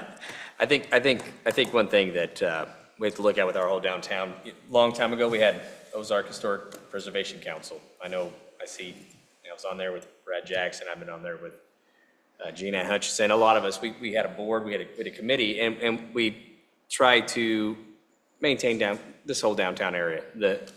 And a while back, we decided to dissolve that, make it into an ordinance. And that's the ordinance that we're talking about today. It's the ordinance that we wanted to put in place to make sure that as things happen on the square, we would maintain the continuity, if you will, of what we have down here.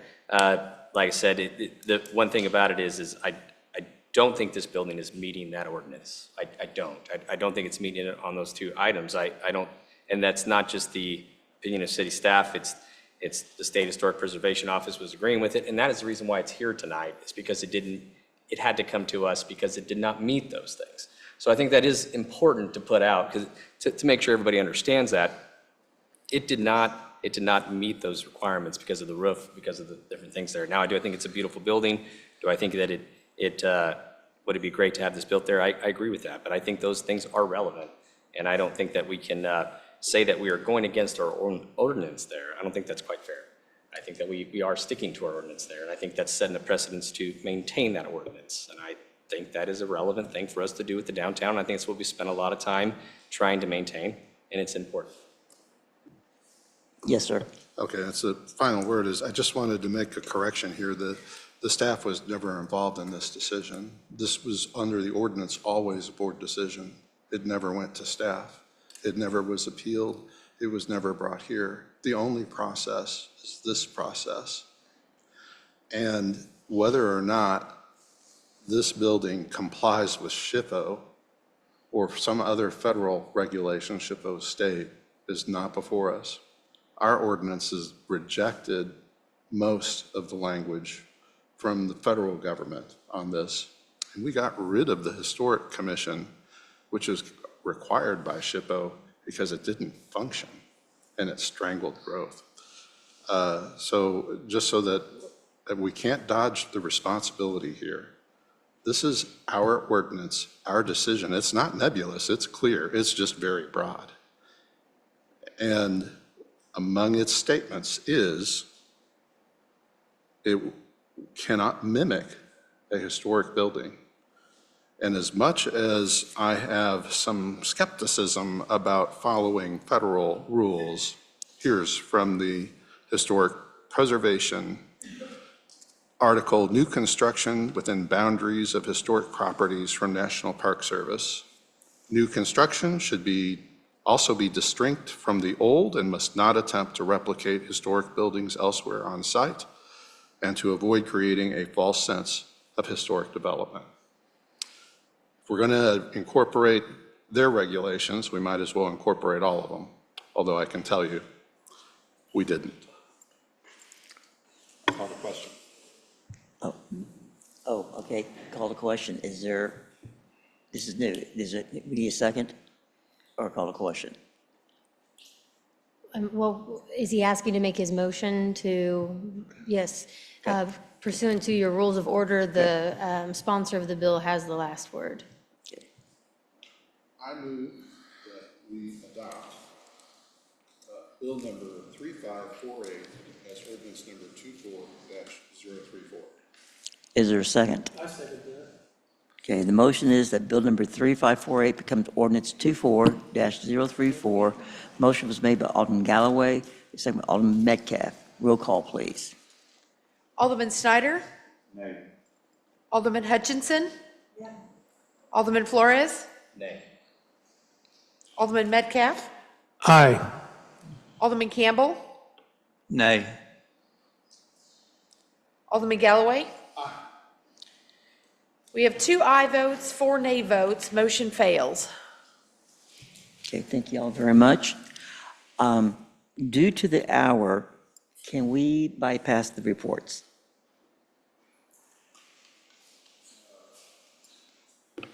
Mayor, the only thing I would ask is that we cover the quarterly report from finance. It's a new process, and we're still looking to establish that as a regular thing. I think Hayden and I can fill anybody in on anything they want to know some other time. Okay, so Director Mary Edna, you have the floor.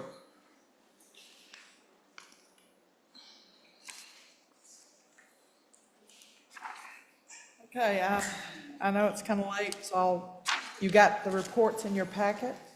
So I'll give you just a brief description of each one and entertain any questions you might have. The first one is the trial balance report, which is the reconciliation of cash in our accounting system. That's where that report actually comes from. Those are the cash balances in each fund. The second report is the investment transactions for the month of December. These are funds that are held in either a CD or some type of savings account that does earn interest from our local bank.